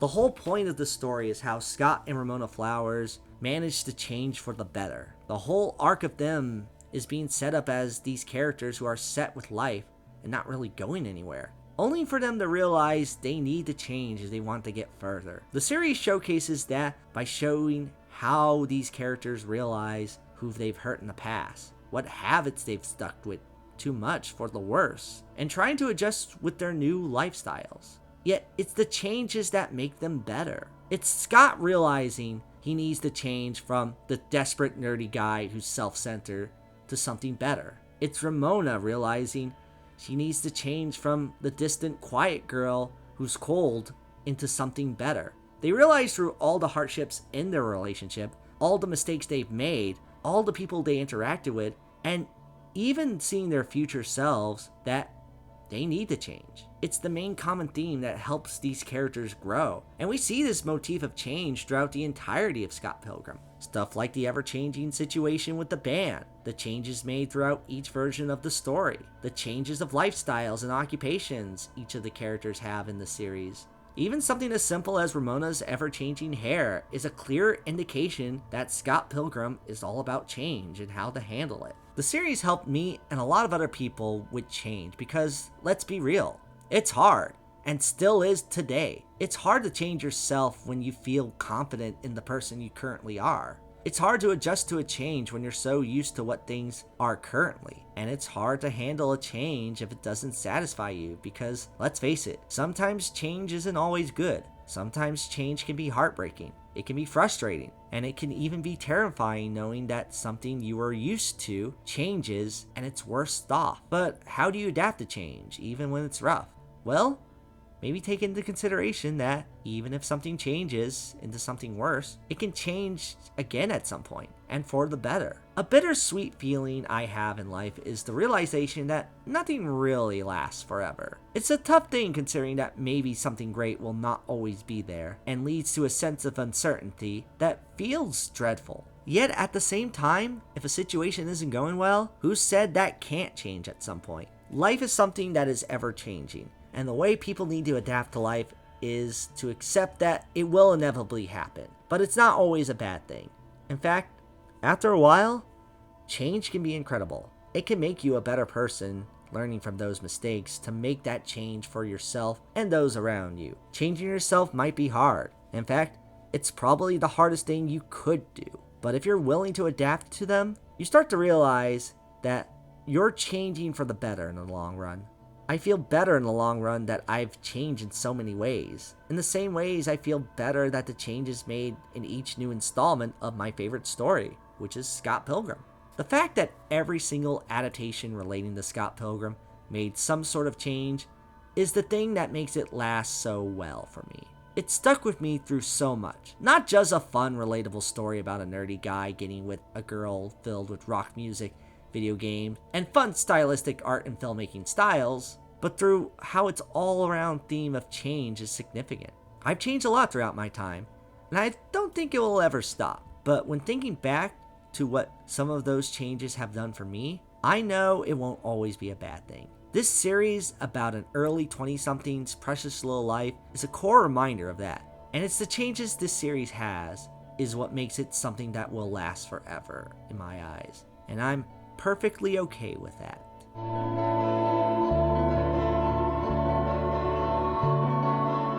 Anyway, that's over. I think there's a thing over here somewhere. A thing? Door.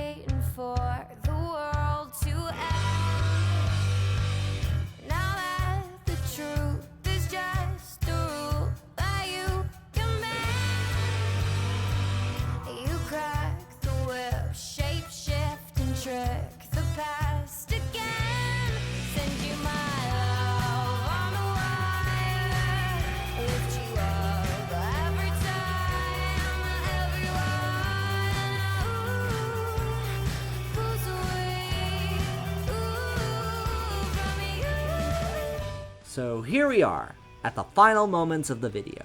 I wanted to thank you for sticking as long as you have been if you watched till the end. This was something I wanted to make not just out of views or YouTube clot, but more so as a way to express my love for something so near and dear to my heart. Scott Pilgrim's story, no matter what anyone says, is something I'll always appreciate. From enjoying the game, rewatching the movie, and flat out appreciating the new animated series, it's safe to say that Scott Pilgrim stands the test of time.